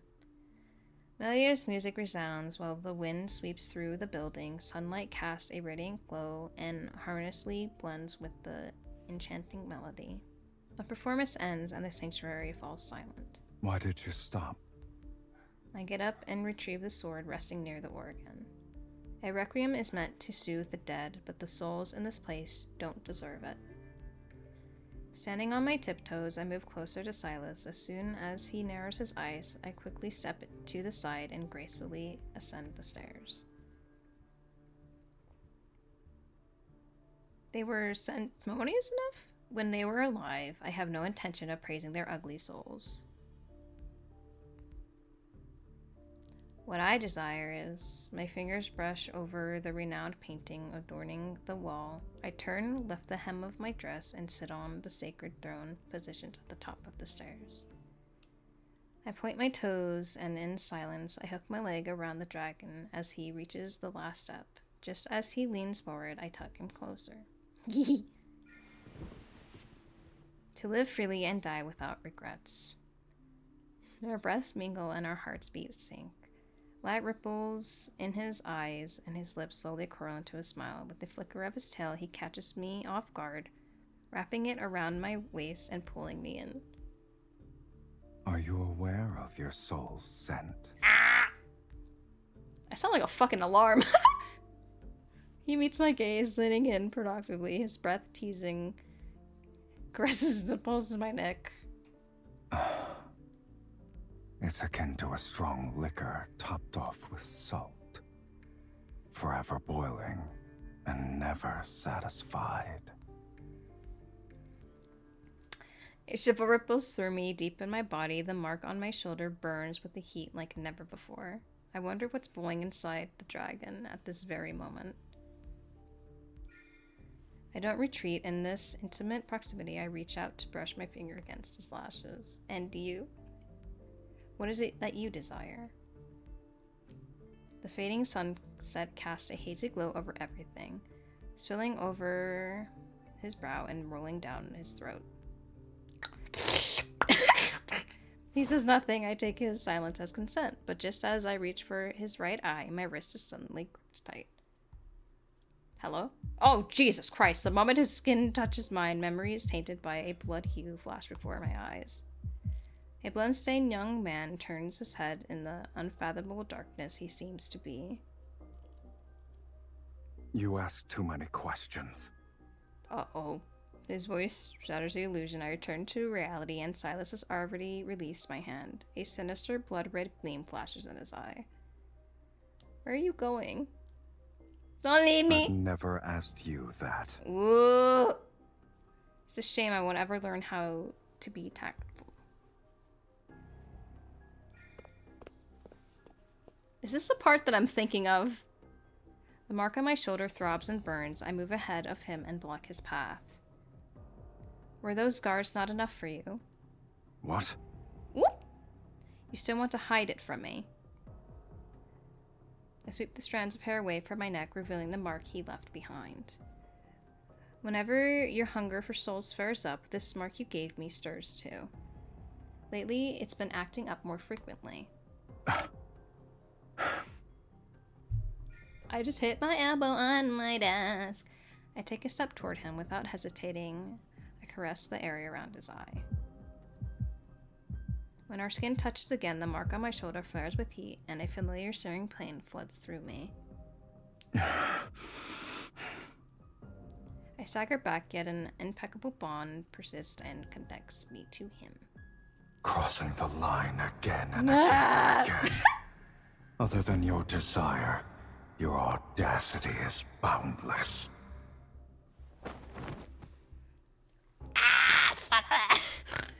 Suddenly, I force erupts, flinging me several steps away. I brace myself against the edge of the table, steadying my stance. As I lift my head, I notice thin wisps of dark mist slipping from beneath Sylus's hand, which covers his right eye. Sylus, you... That clouds silently surround the sanctuary ceiling. Half of his body sinks into the shadows as he lowers his arm with a ragged breath. Black-red energy particles dripped from the corners of his eyes, and his gaze is now completely drenched in blood red. Did you forget what I truly am?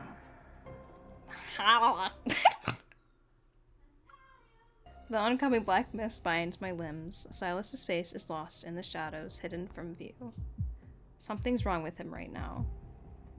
The shackle around my neck suddenly tightens, and the pain from the depths of my soul strikes again. Are you going to devour me? No, you won't. I won't. Have Have you spun so many lies that you've begun to believe them yourself? Shall I remind you? You are nothing. You are but a soul that was fed by a fiend. I forgot I'm dead. Uh-huh. No, this isn't who he really is. The mark on my shoulder grows like thorns. It tightened its grip around my body. My strength drains away, my vision blurs with my senses, slipping all that remains is empty husk. So long as I desire it, I can feast at any time. My body thrashes in a vast void. Near death, the chaotic screaming in my mind slowly crystallizes. Man. I mean, like... eat him, devour him. Eat him. My ears just started ringing. What the fuck? A thin streak of golden light bursts from the mark and surges down my arm to my palm, scattering the bind that holds me. The terrifying suffocation devours my consciousness, yet something appears in my hand and guides me to strike at Sylus. Oh yeah, this. Yep, alright. Warm liquid splashes onto my cheek. The blood-red great sword solidifies from my phantom into reality, and I thrust it into his chest.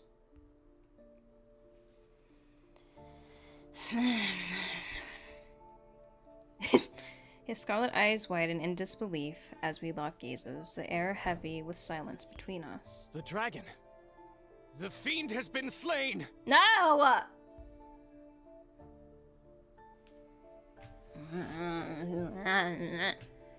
The dictator's orca burst into the sanctuary with the Legion of Syria, their voice frantic and uneven as they shout Capture out. it! Capture it now! My hand trembles, the sword dissolves, turning into light and returning to my body. The force restraining me loosens its grip. I fall onto the pristine floor of the sanctuary. No, that sword. I didn't mean to. Blood burst from Sylus's chest and the shoulder...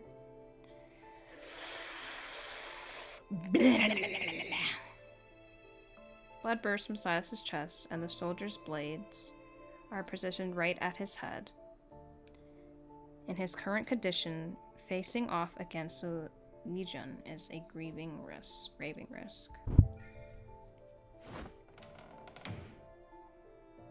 I grit my teeth, get up, and shove him past the white stone doors behind us. The doors slam shut. I turn and snatch up a weapon, pointing it at the soldiers crowding it. You saw it yourself. The fiend couldn't The fucking, let's do that again. You saw it yourselves, the fiend couldn't best me. Anyone who steps closer will meet their end by this sword. Behind the white stone doors, blood continues to fall onto the floor. It seeps out from the cracks.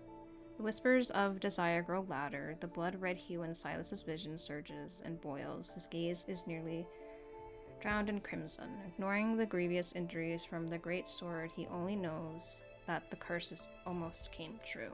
He almost lost his mind and killed her.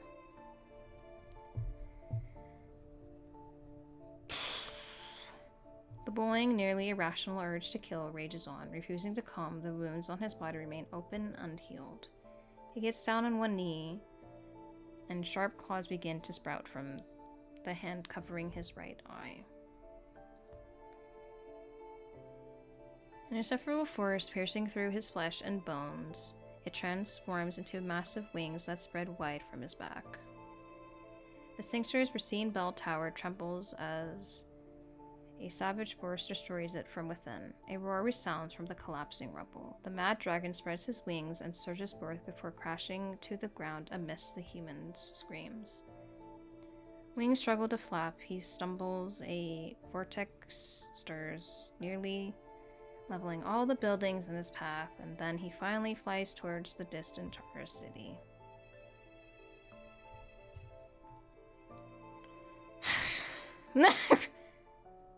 Fucking shit.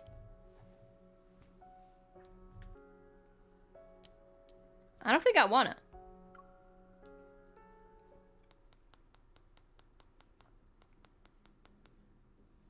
Alrighty. The sight of the dragon rampaging through the city and flying off Taurus City haunts every soul that day.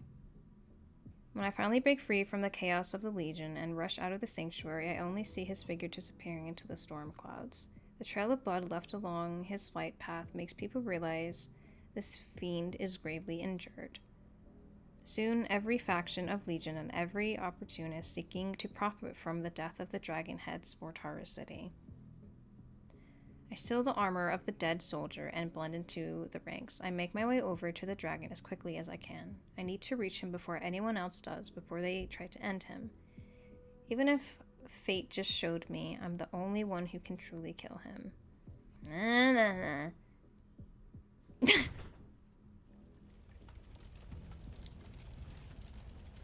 When I arrive at Taurus City, I see nothing but soaring flames. The dragon's lair on the cliff has reduced to rubble. How could this have happened? The Legion of Justicia have set up numerous traps and ambushes along the way. I hear the shouts carried by the wind. The fiend is wounded! He can't have gone far. Keep looking! But where could he be? He's not in Taurus City. He's definitely not in the Abyss. What other places? The brand on my neck burns with a pain from deep within my soul. It's pulling the soul fragment the dragon left inside my body. My gaze unconsciously drifts across the withered forest and lands on the obsidian spire that has partially collapsed.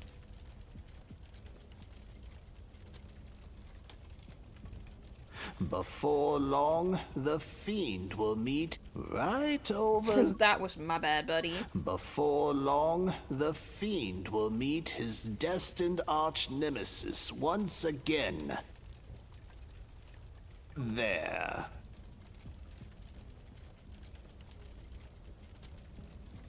His destined arch-nemesis. I force a passing soldier off his mount, take his horse, and race towards the Black Chapel. The closer I get to the building, the more vivid the crimson bloodstains along the mountain path become.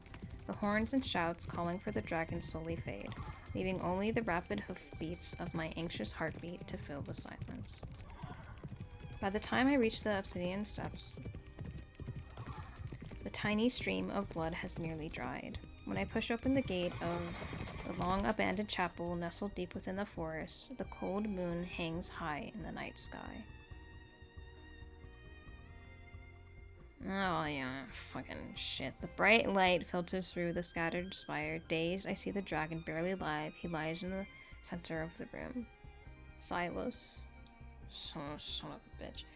There's no reply. I run over to him and pay no attention to the legion of Asir who have died to his claws. On the raised platform, the dragon's eyes are closed. His body is drenched in blood, the droplets dripping from the edge. How could this be? Aren't your wounds supposed to heal fast? I try to stem the bleeding, but it's futile. His chest. This is the wound I gave him. All his wounds remained as is. They don't show any signs of healing. A sudden roar resounds as the dragon opens his eyes. A fierce gale pushes me back and slams me against a pillar. A sharp metallic taste fills my mouth. His fangs are at my neck, puncturing my skin. One more push and he'd snap my spine. Man, this is giving me flashbacks and I don't like it. I'm remembering everything again. Sylus, Sylus, you're Sylus. The mark on my shoulder bores with the agony only death could deliver. I suppressed my fear, lift my trembling hand, and gently placed it on the dragon's eye. A soft requiem echoes within the spacious room. The roaring slowly subsides as something deep inside him stirs awake. The dragon begins to struggle violently. The bestial chaos in his eyes clears. When the song ends, his gaze finally reflects my face. Sylus. Close my eyes and press my lips against the dragon.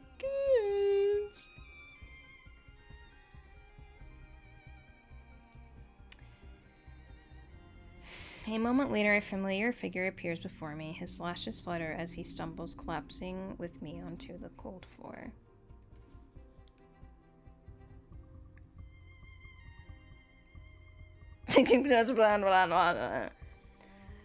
Sylus, Sylus, wake up. Don't fall asleep, Sylus. Black mist spills out from every wound in his body as if his very life is being drained away. Our blood mixes together on the slippery, cold floor. When my blood touches his chest that's surrounded in black mist, a sharp pain pierces my mind. Eat him, he's yours. Kill him, devour him, the power. Started my heart races. Fervent desire reverberates in my ears. My arm trembles as I raise it, unable to control it. My hand is close to Sylus's heart. Yes, use your strength just like that. My hand quivers uncontrollably. I grip my teeth, trying to shake off the voice in my mind, but suddenly my wrist is caught. Don't know where to aim. No! Sylus had opened his eyes without me noticing. As he presses my wrist down, a faint, weak smirk curves his lips. I can tell you.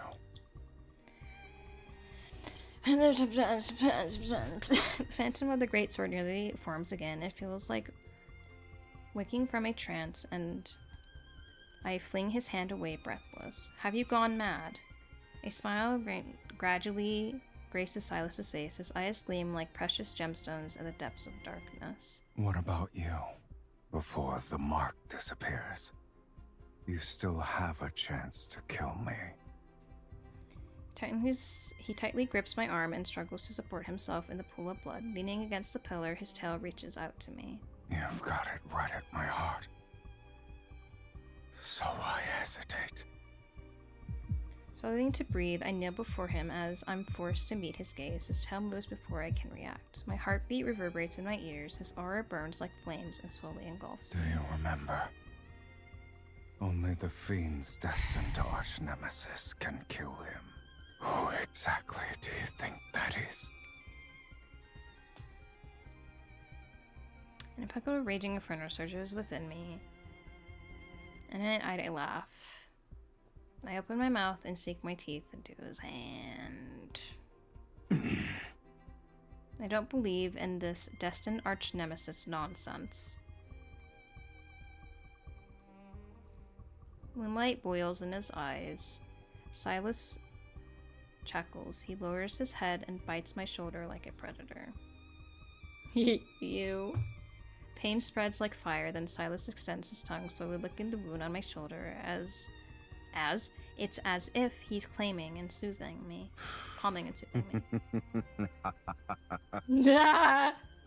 If you want to push me away, now's the time.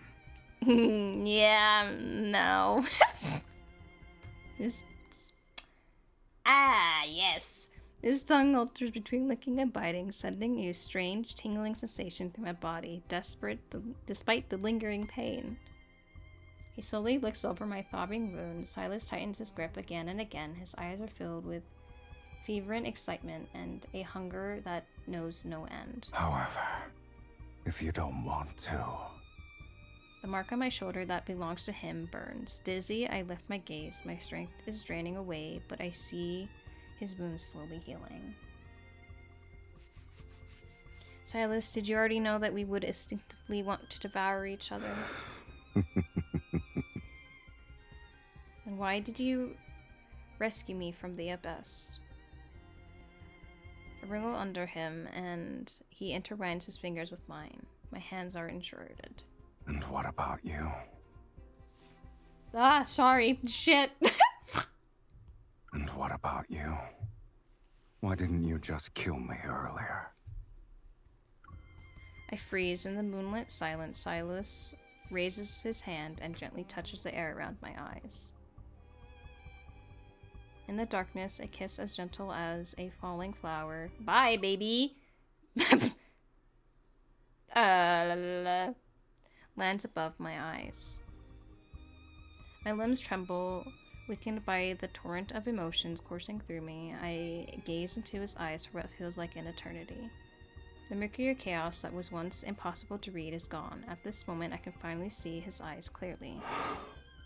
The Fiend will meet his destined arch-nemesis again, at this place. I'll admit, he was correct. I told you before that I'd give you 2 more chances to kill me. Now, you only have 1. In that instance, the turmoil in my heart settles, and I twist my hand to clasp his.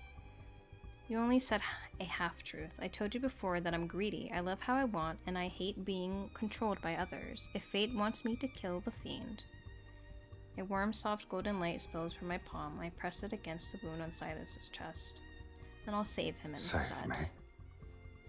Are you aware of the cost? Once we hold hands now, our lives will be bound together, along with our deaths.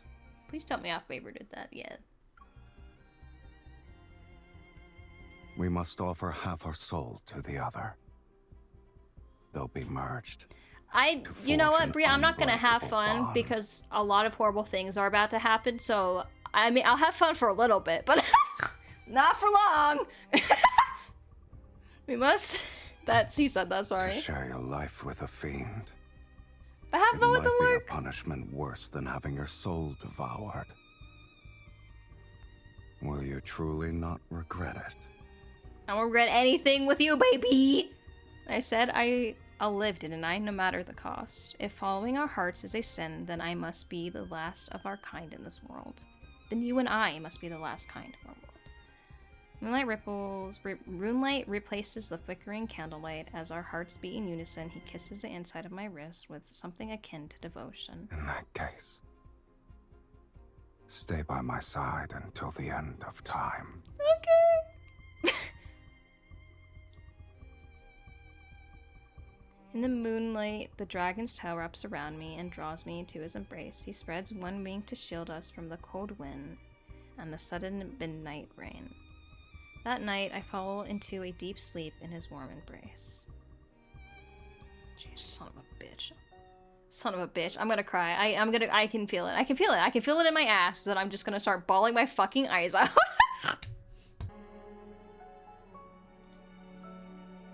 Okay. The night fog envelops me and I feel like I'm trapped in a long, chaotic nightmare.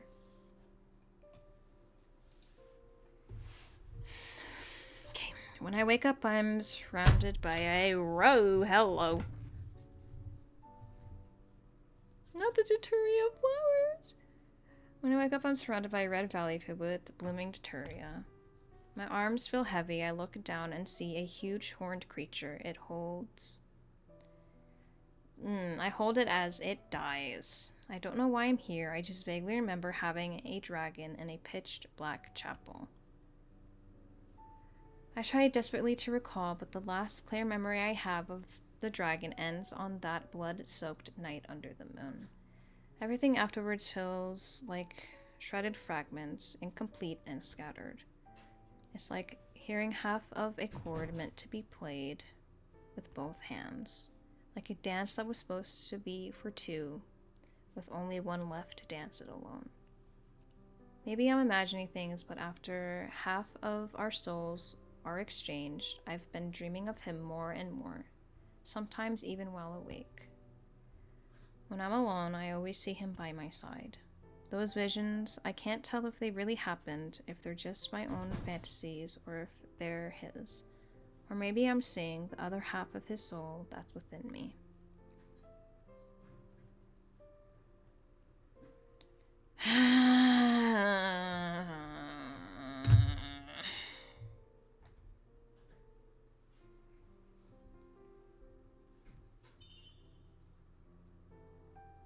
Why are you so worried?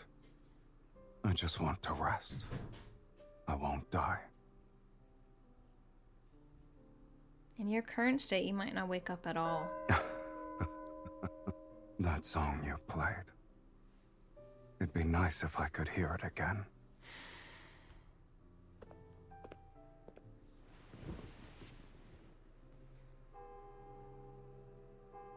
In the back, fuck. The chapel is like an illusion, steeped in darkness. I can't remember if I finished playing that piece, but it's Requiem, a song meant for the departed. Sometimes I think we never truly left the chapel after that night. I live there with the dragon. We keep each other company. We keep each other company, and we live a peaceful life away from everyone. On days when we tended our wounds, we'd go hunting in the forest, or disguise ourselves to shop at the market. Little by little, the chapel became filled with traces of us. On the pew, there'd be a salve I mixed for his wounds that night before. By the stained glass, the sheath he made for my sword hangs proudly. Slowly, I feel like we've truly made a home here together.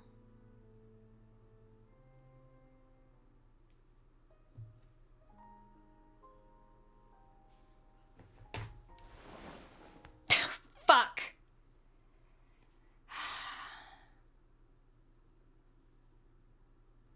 Okay. I'm okay. I'm okay. I'm okay. I'm okay. Hang this one a little higher and be careful with this. Don't let your horns get caught on it. Hey. I feel my body becoming weightless as Sylus had encircled his arms around my waist and lifted me. He puts me on his shoulder. My view rises.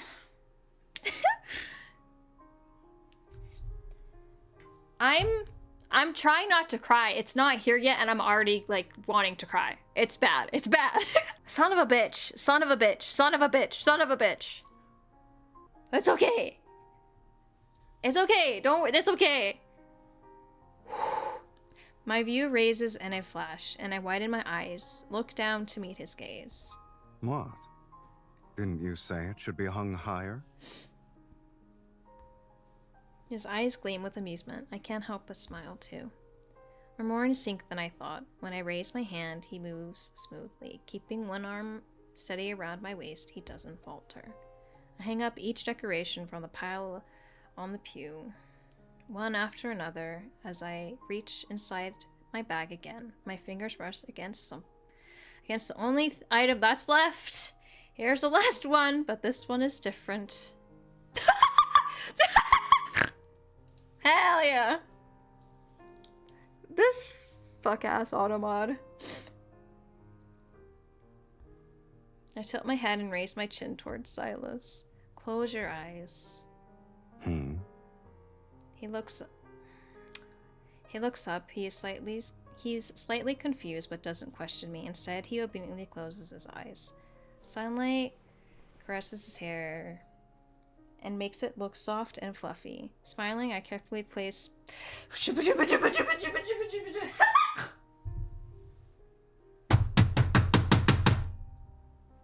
Smiling, carefully placed a flower crown I prepared on his head. And the freaking valley dream blew in the fire. Then we put a flower crown on him and the spring and flowers corn and we might.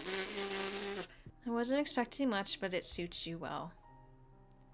Sylus opens his eyes, hesitant. Sylus opens his eyes. Hesitant, he raises his hand to touch the unturned petals and gently adjusts them. So you stayed up late these past few nights to make this? Fuck. You didn't sleep either. He chuckles without responding, reaching up to pluck a tiny petal that has gotten caught in my hair. Do you like flowers?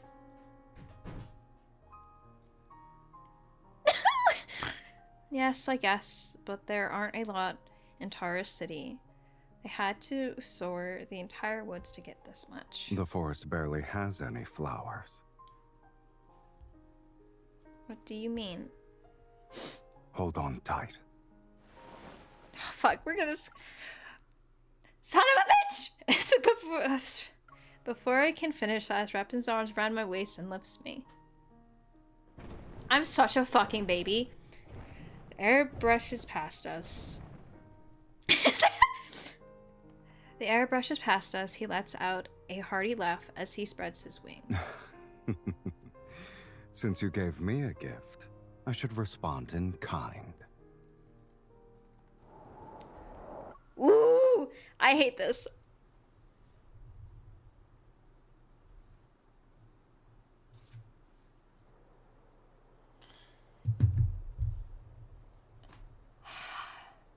See, if I didn't know what I know, I would be fangirling like a bitch right now. But, like, I know what I know. It's fine. Watch your step, oh great sorceress. We've arrived.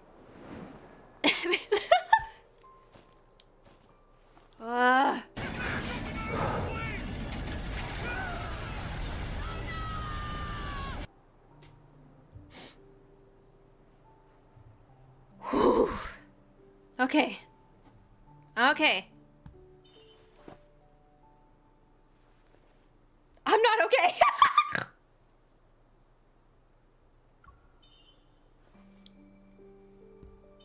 I thought there... Oof. I thought there wouldn't be a place like this in Taurus City. What did you think Taurus City was like?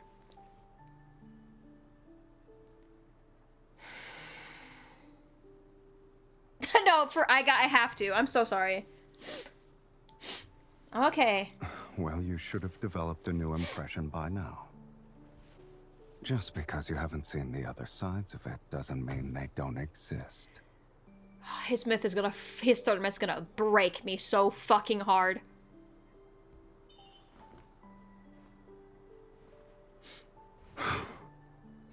Have your film? Seen enough? I am just a girl. Wouldn't you say this angle is better?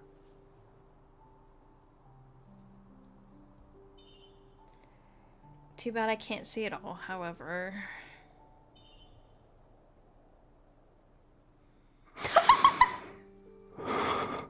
It's gonna be like super, super happy, and then it's gonna get really fucking depressing.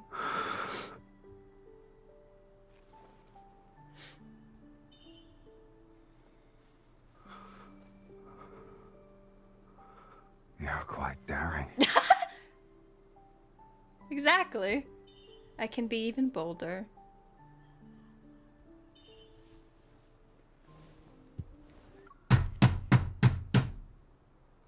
I'm sorry.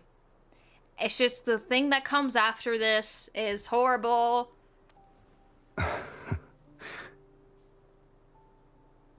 like a couple reads and... I'm never watching July in April. Someone said those words to me.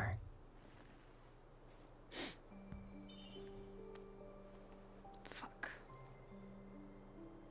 Only you and this flower can touch me here.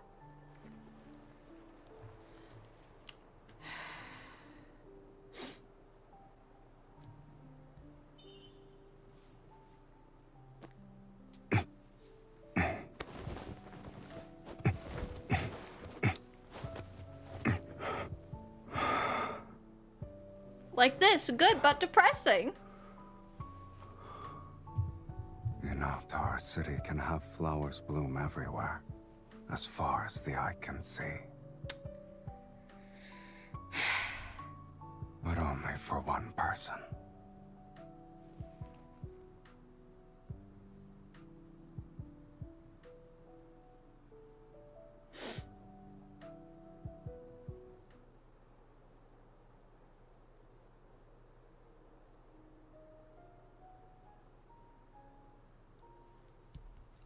Son of a bitch. Fuck. Fuck. Fuck.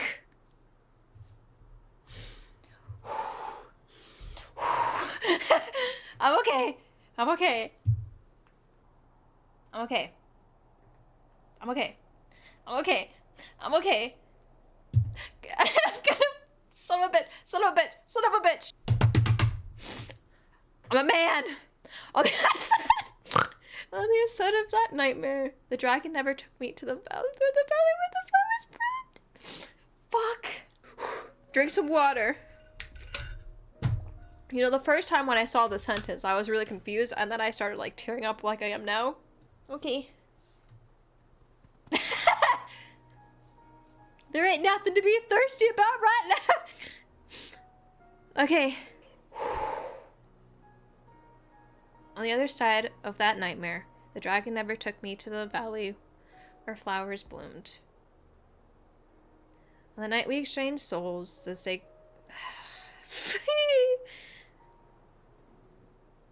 sacred Junctator himself led the entire legion of the Justice to surround the Black Chapel.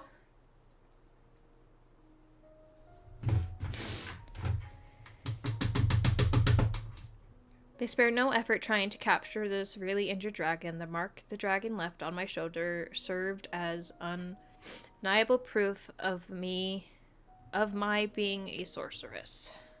My eyes are filled with tears, and I can't read that well right now. The news of the fiend's death spread throughout the land. On that day, I'm taken back to the Ivory City under the accusation of being a sorceress. They imprisoned me in the courtyard behind the ruined sanctuary. Now I can only wait to be sent to the court of Justia.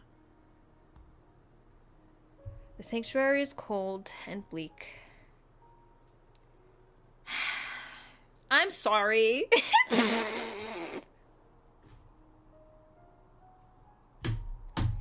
The cat, which has never managed to climb over the courtyard walls, has put on 10 pounds. It seems to have grown accustomed to life behind these walls, bound by invisible threads.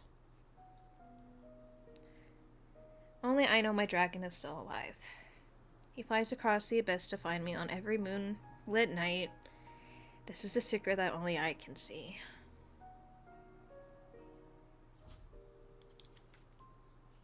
Oh, this fucking part, son of a bitch. Son of a fucking, son of a shit, son of a shit, son of a shit. Okay.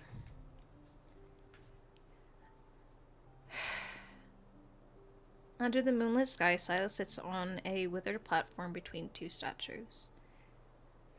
As the sound of churning grass reaches his ears, he turns his head. Crunching, not churning. Yeah, what's up? You're awake? Or were you struggling to fall asleep?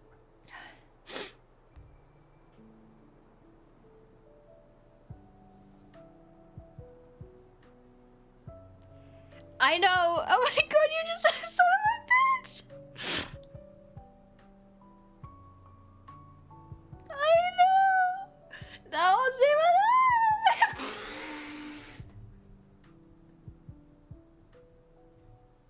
Okay.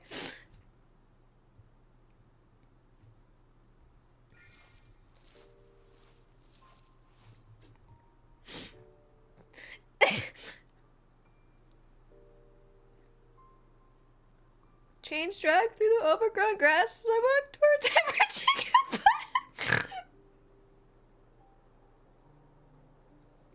Reaching my hand out, he gently pulls me up and holds me in his arms. I've been feeling restless. I suspect it's because half of someone's soul is being noisy in my body again. Fuck.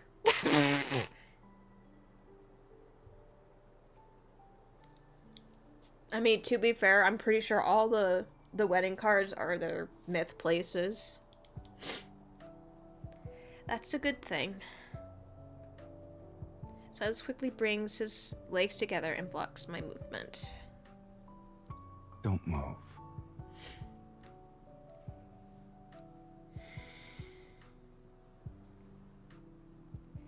Carefully dries my dude-soaked hair with a silk handkerchief. His voice had taken on a more solemn tone, as if he's grappling with a matter of great significance. I say, nestled in his arms. When I lower my head, I see his curled up tail. The dragon's tail coils around my ankle. Even the deepest wound on his hip has almost completely healed. I fell asleep while waiting for you these past few nights. Why didn't you wake me up?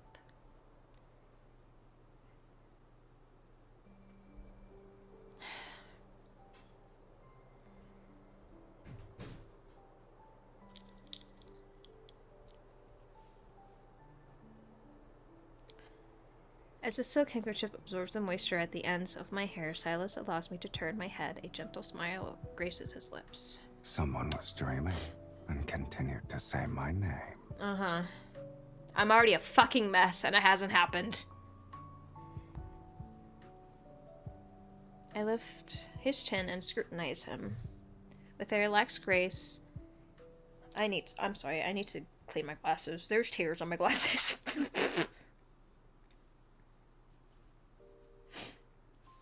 Alright. With a relaxed grace, the corner of Silas's mouth curl up, he nuzzles my fingers. Did you actually dream of me? Always, baby. Have you never dreamt of me? He doesn't speak, he just looks at me. Before I was sealed away, I did dream of you. I just didn't expect I'd be willing to dry that person's hair one day.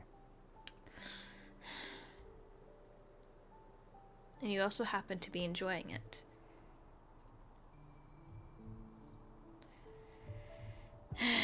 So what did I do in your dream exactly? Did I point a sword at you? The candlelight flickers alongside something else in Silas's gaze. What about you? What did I do in your dream? The boy from my dreams appears before me again. Under the moonlight, the horns and tail of the fiend reflect a dim glow. I meet his gaze. Numerous words bubble up within me, yet they become entangled on the tip of my tongue. On this dimly lit night, I hold him close and pour all my strength into hugging him. Since you've taken half of my soul, even if the world turns its back on you, I'll always stand by your side. You're not even allowed to think about leaving me. My heartbeat sounds like a drum in my ears as Sylus lowers his head. He rests his chin on my shoulder. All right. Fuck you. The candlelight washes the moon's glow in warm hue. I lay my head on his arm and entwine my fingers with his, reaching out to grasp the light tighter. Let's make a pinky promise.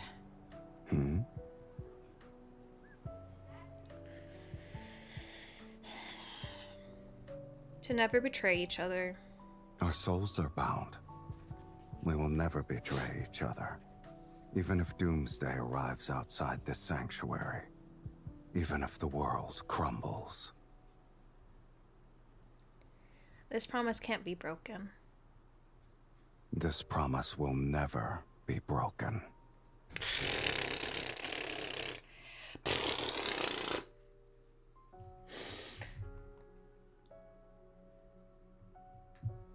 Well, I think that's it. I don't think we need to continue. I think... Look, it already says 100%. I think...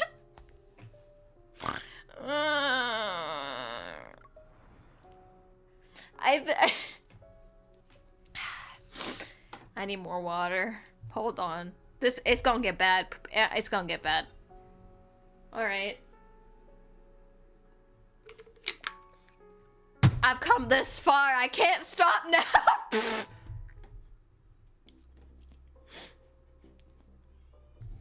I got this. I can do it. If I did it once, I can do it again. Yeah. On that dew-drenched midsummer night. You in midsummer? Sorry.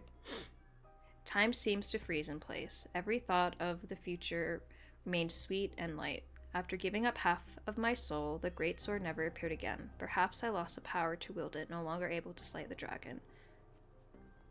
Does this mean the dragon's curse has been broken? All I can do is look toward Taurus City. But as time goes on, half of the dragon soul within me burns more fiercely, and a fervent desire, like he's searing my mind. With the ever-changing days and nights, I start to forget who I am. Sometimes I'm the dragon hiding alone in the Black Chapel. Other times I'm a human awaiting judgment in the sanctuary's courtyard. When I came to my senses one time,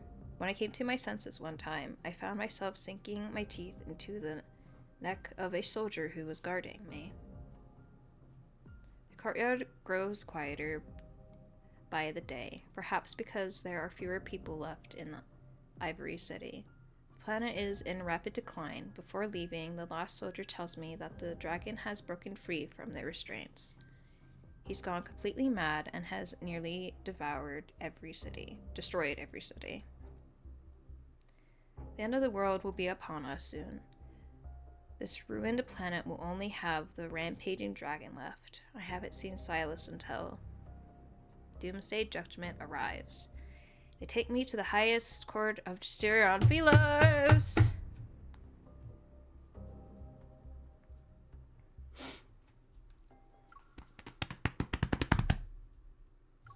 The court of Justitia hangs high in the sky.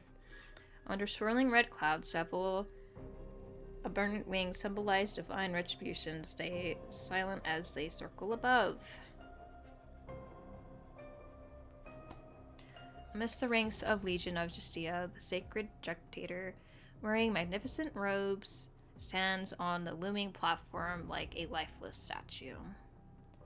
An ancient voice reverberates across the planet. Mirroring the crimes the dragon and I have wrought upon the world, the reason why this grand execution is being held in the first place. First crime. Worshipping evil and desire. Showing no repentance. Letting your heart fall to corruption. You know who this voice reminds me of? That fucker in Raphael's myth. Second crime. Consorting with the fiend and bearing its mark. Tainting your very body with corruption. Third crime. Plundering wealth and embracing insatiable greed. Actions steeped in corruption.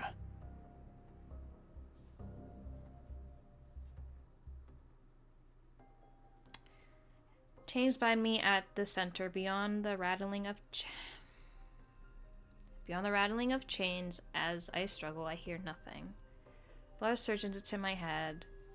A restless fury rising in me, dragon-like and fierce. You are guilty on all 15 counts, sorceress. You shall be executed as a result, and it will be done immediately.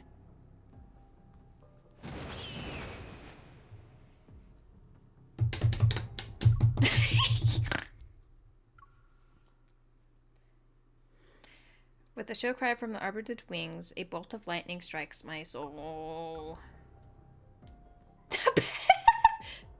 Struggling to keep me upright, my knees buckle under the weight, but before I can stand again, another bolt of lightning rips through my mind and tears apart my senses. With my face pressed against the cold floor, I recall recall the image of the dragon plummeting into the valley, his chest pierced by a sword. Don't let battery in that now!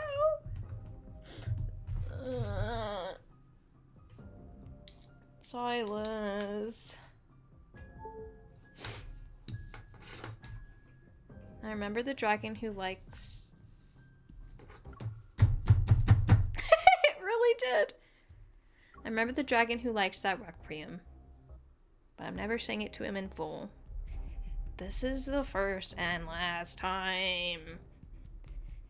It's like I'm back in Tara City at night as I sit atop the dragon's lair. He sits beside me.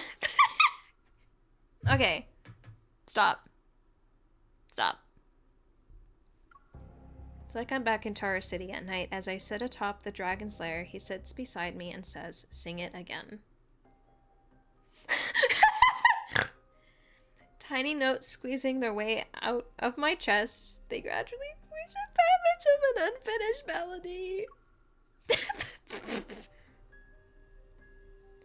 If you can't hear this now, someone might never sing for you ever again. So our piercing lightning repeatedly interrupts my song, but I keep singing, unaware that all other sounds have faded away.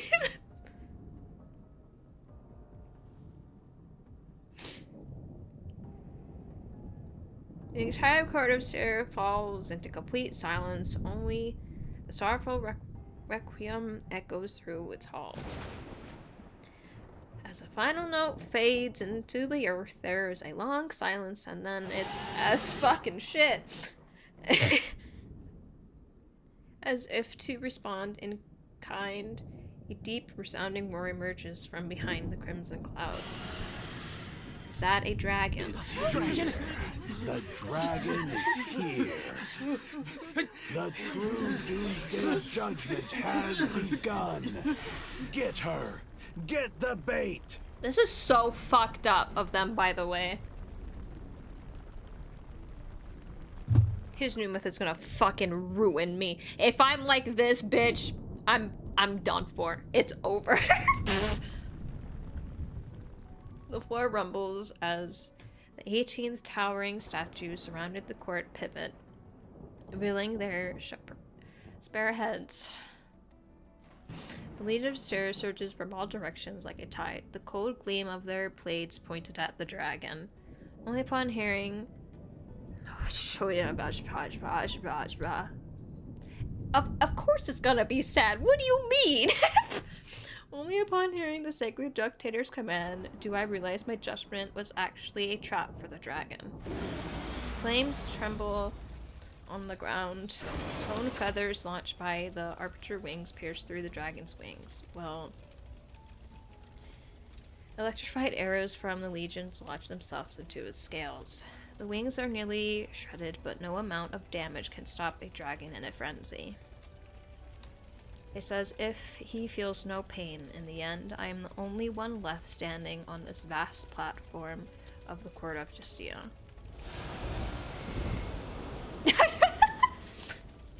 You're right, my bad. Through the clouds, the dragon, battered and broken, dives towards me, his eyes filled with nothing but wild chaos of a beast. I know he's just a dragon now. He doesn't recognize me anymore. Closing my eyes, I recall that long, drawn-out story about a dragon that I watched in a dim tavern. A man called Sylus was next to me! And in the end, the dragon plunged his bloodied claws into his lover's chest. Yet a monster can never truly become a human. He cannot escape his fate as a dragon.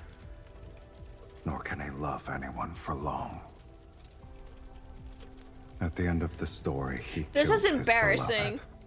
This is the dragon's curse.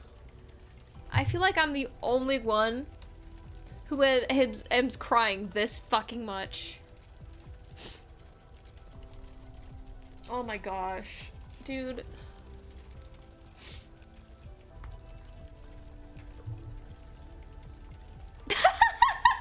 Yes, it's the end of another story. Facing the wind, I spread my arms. I want to embrace my dragon one last time. But I don't feel an embrace nor the touch of death. Just before the dragon strikes lands, I feel a hand seize my wrists.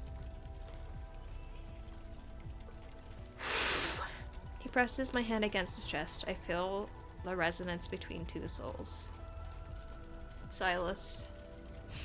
A split second before the dragon's death blow, under the pull of our resonating souls, the blood-red great sword reappears at my grasps. My heart lets out a silent scream, yet the sword still pierces the dragon's chest. It looks as if I were the one who plunged it in.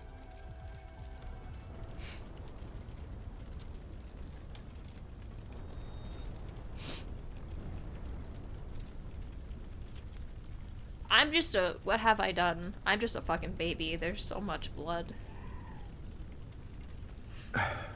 You must press on. Fucking shit, damn it, all the hell. Because if you don't, there's no going back.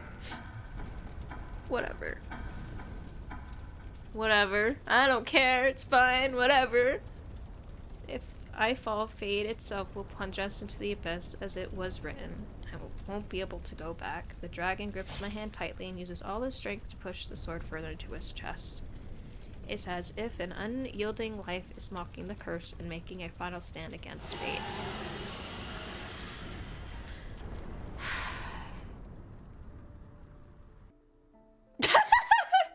I don't know what to do but laugh, because I'm just over here blowing my fucking eyes out like a dumbass.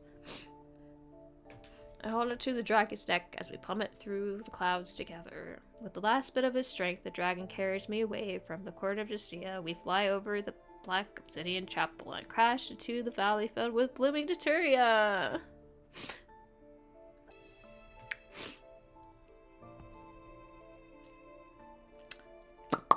His body lies quietly among the flowers, and his green-like eyes is my reflection.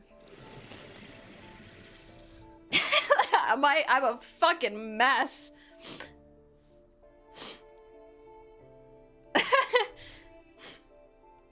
Look at me, you're not allowed to close your eyes. My tears followed him as I lowered my head. I allowed him to place a kiss on my forehead. The dark red glow in his eyes dim, sitting like crystals crawled through the dragon's scales, slowly covering his entire body. My dragon is gone. Son of a fucking bitch!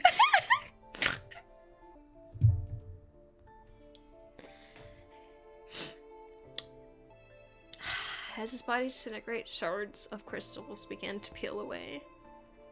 The wind blows through the valley, lifting those fragments like black petals, wrapping around me. At that moment, it feels as if the dragon soul is passing through my body. His life, everything about him appears before me. Ay! Deep within a cave, the boy who grew up with dragons tightly grips the dagger. He presses the gleaming blade against the base of his tender horn. He clenches his teeth, blood flows down a moment later and passes his right eye that's filled with rage. It's not long before they discovered all the dragons are killed in the valley except for him. He's taken away as a human. But when people saw the horns growing on his head, blades were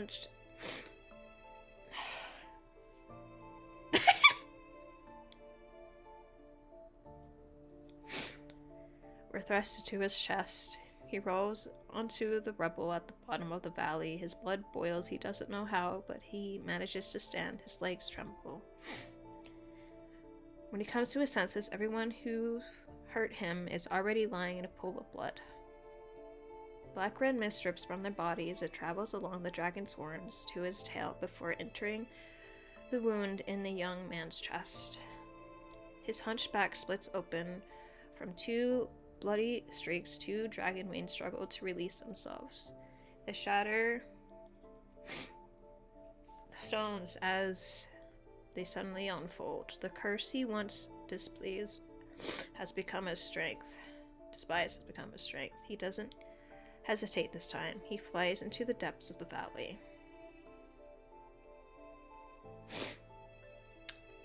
Dragon... Yeah, fucking... The dragon bone cradled in my arms dissolve into petals drifting past me. Everywhere they touch, the bright red deter flowers turn black.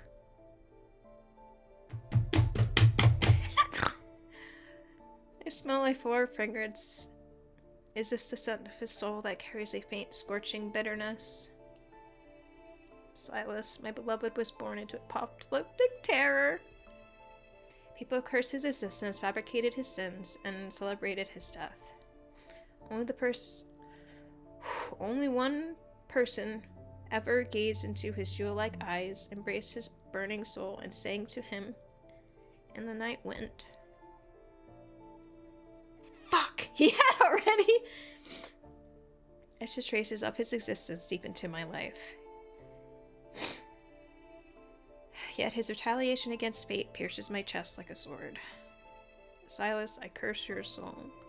He says the best way to punish someone is to let them live forever. I curse your soul to never fade away. You'll always be tied to me forever. I pitch the last black petal as if grasping the final piece of his soul.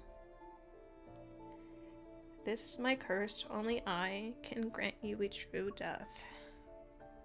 In the depths of the valley, a faint dragon roar echoes. The petal flutters, drifting far on the wind like a dragon returning to the clouds above. I feel something surrounding from my head like tender branches. Sharp pain pierces my spine as a dragon's terror places my tailbone.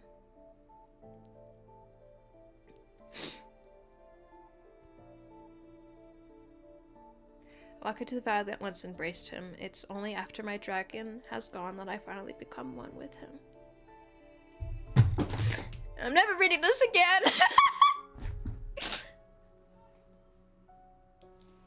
I can't with this. I need to leave. It was a bad idea to put you in this! Do you want someone to say what you want to hear? Well, What you did can you always say? press a weapon against his chest. Like this. What the fuck? Why would you say something like that after I You horrible piece of shit! What the fuck? Oh my god! Oh, that's horrible! What the fuck? What the hell? How are you feeling? Why are you asking me that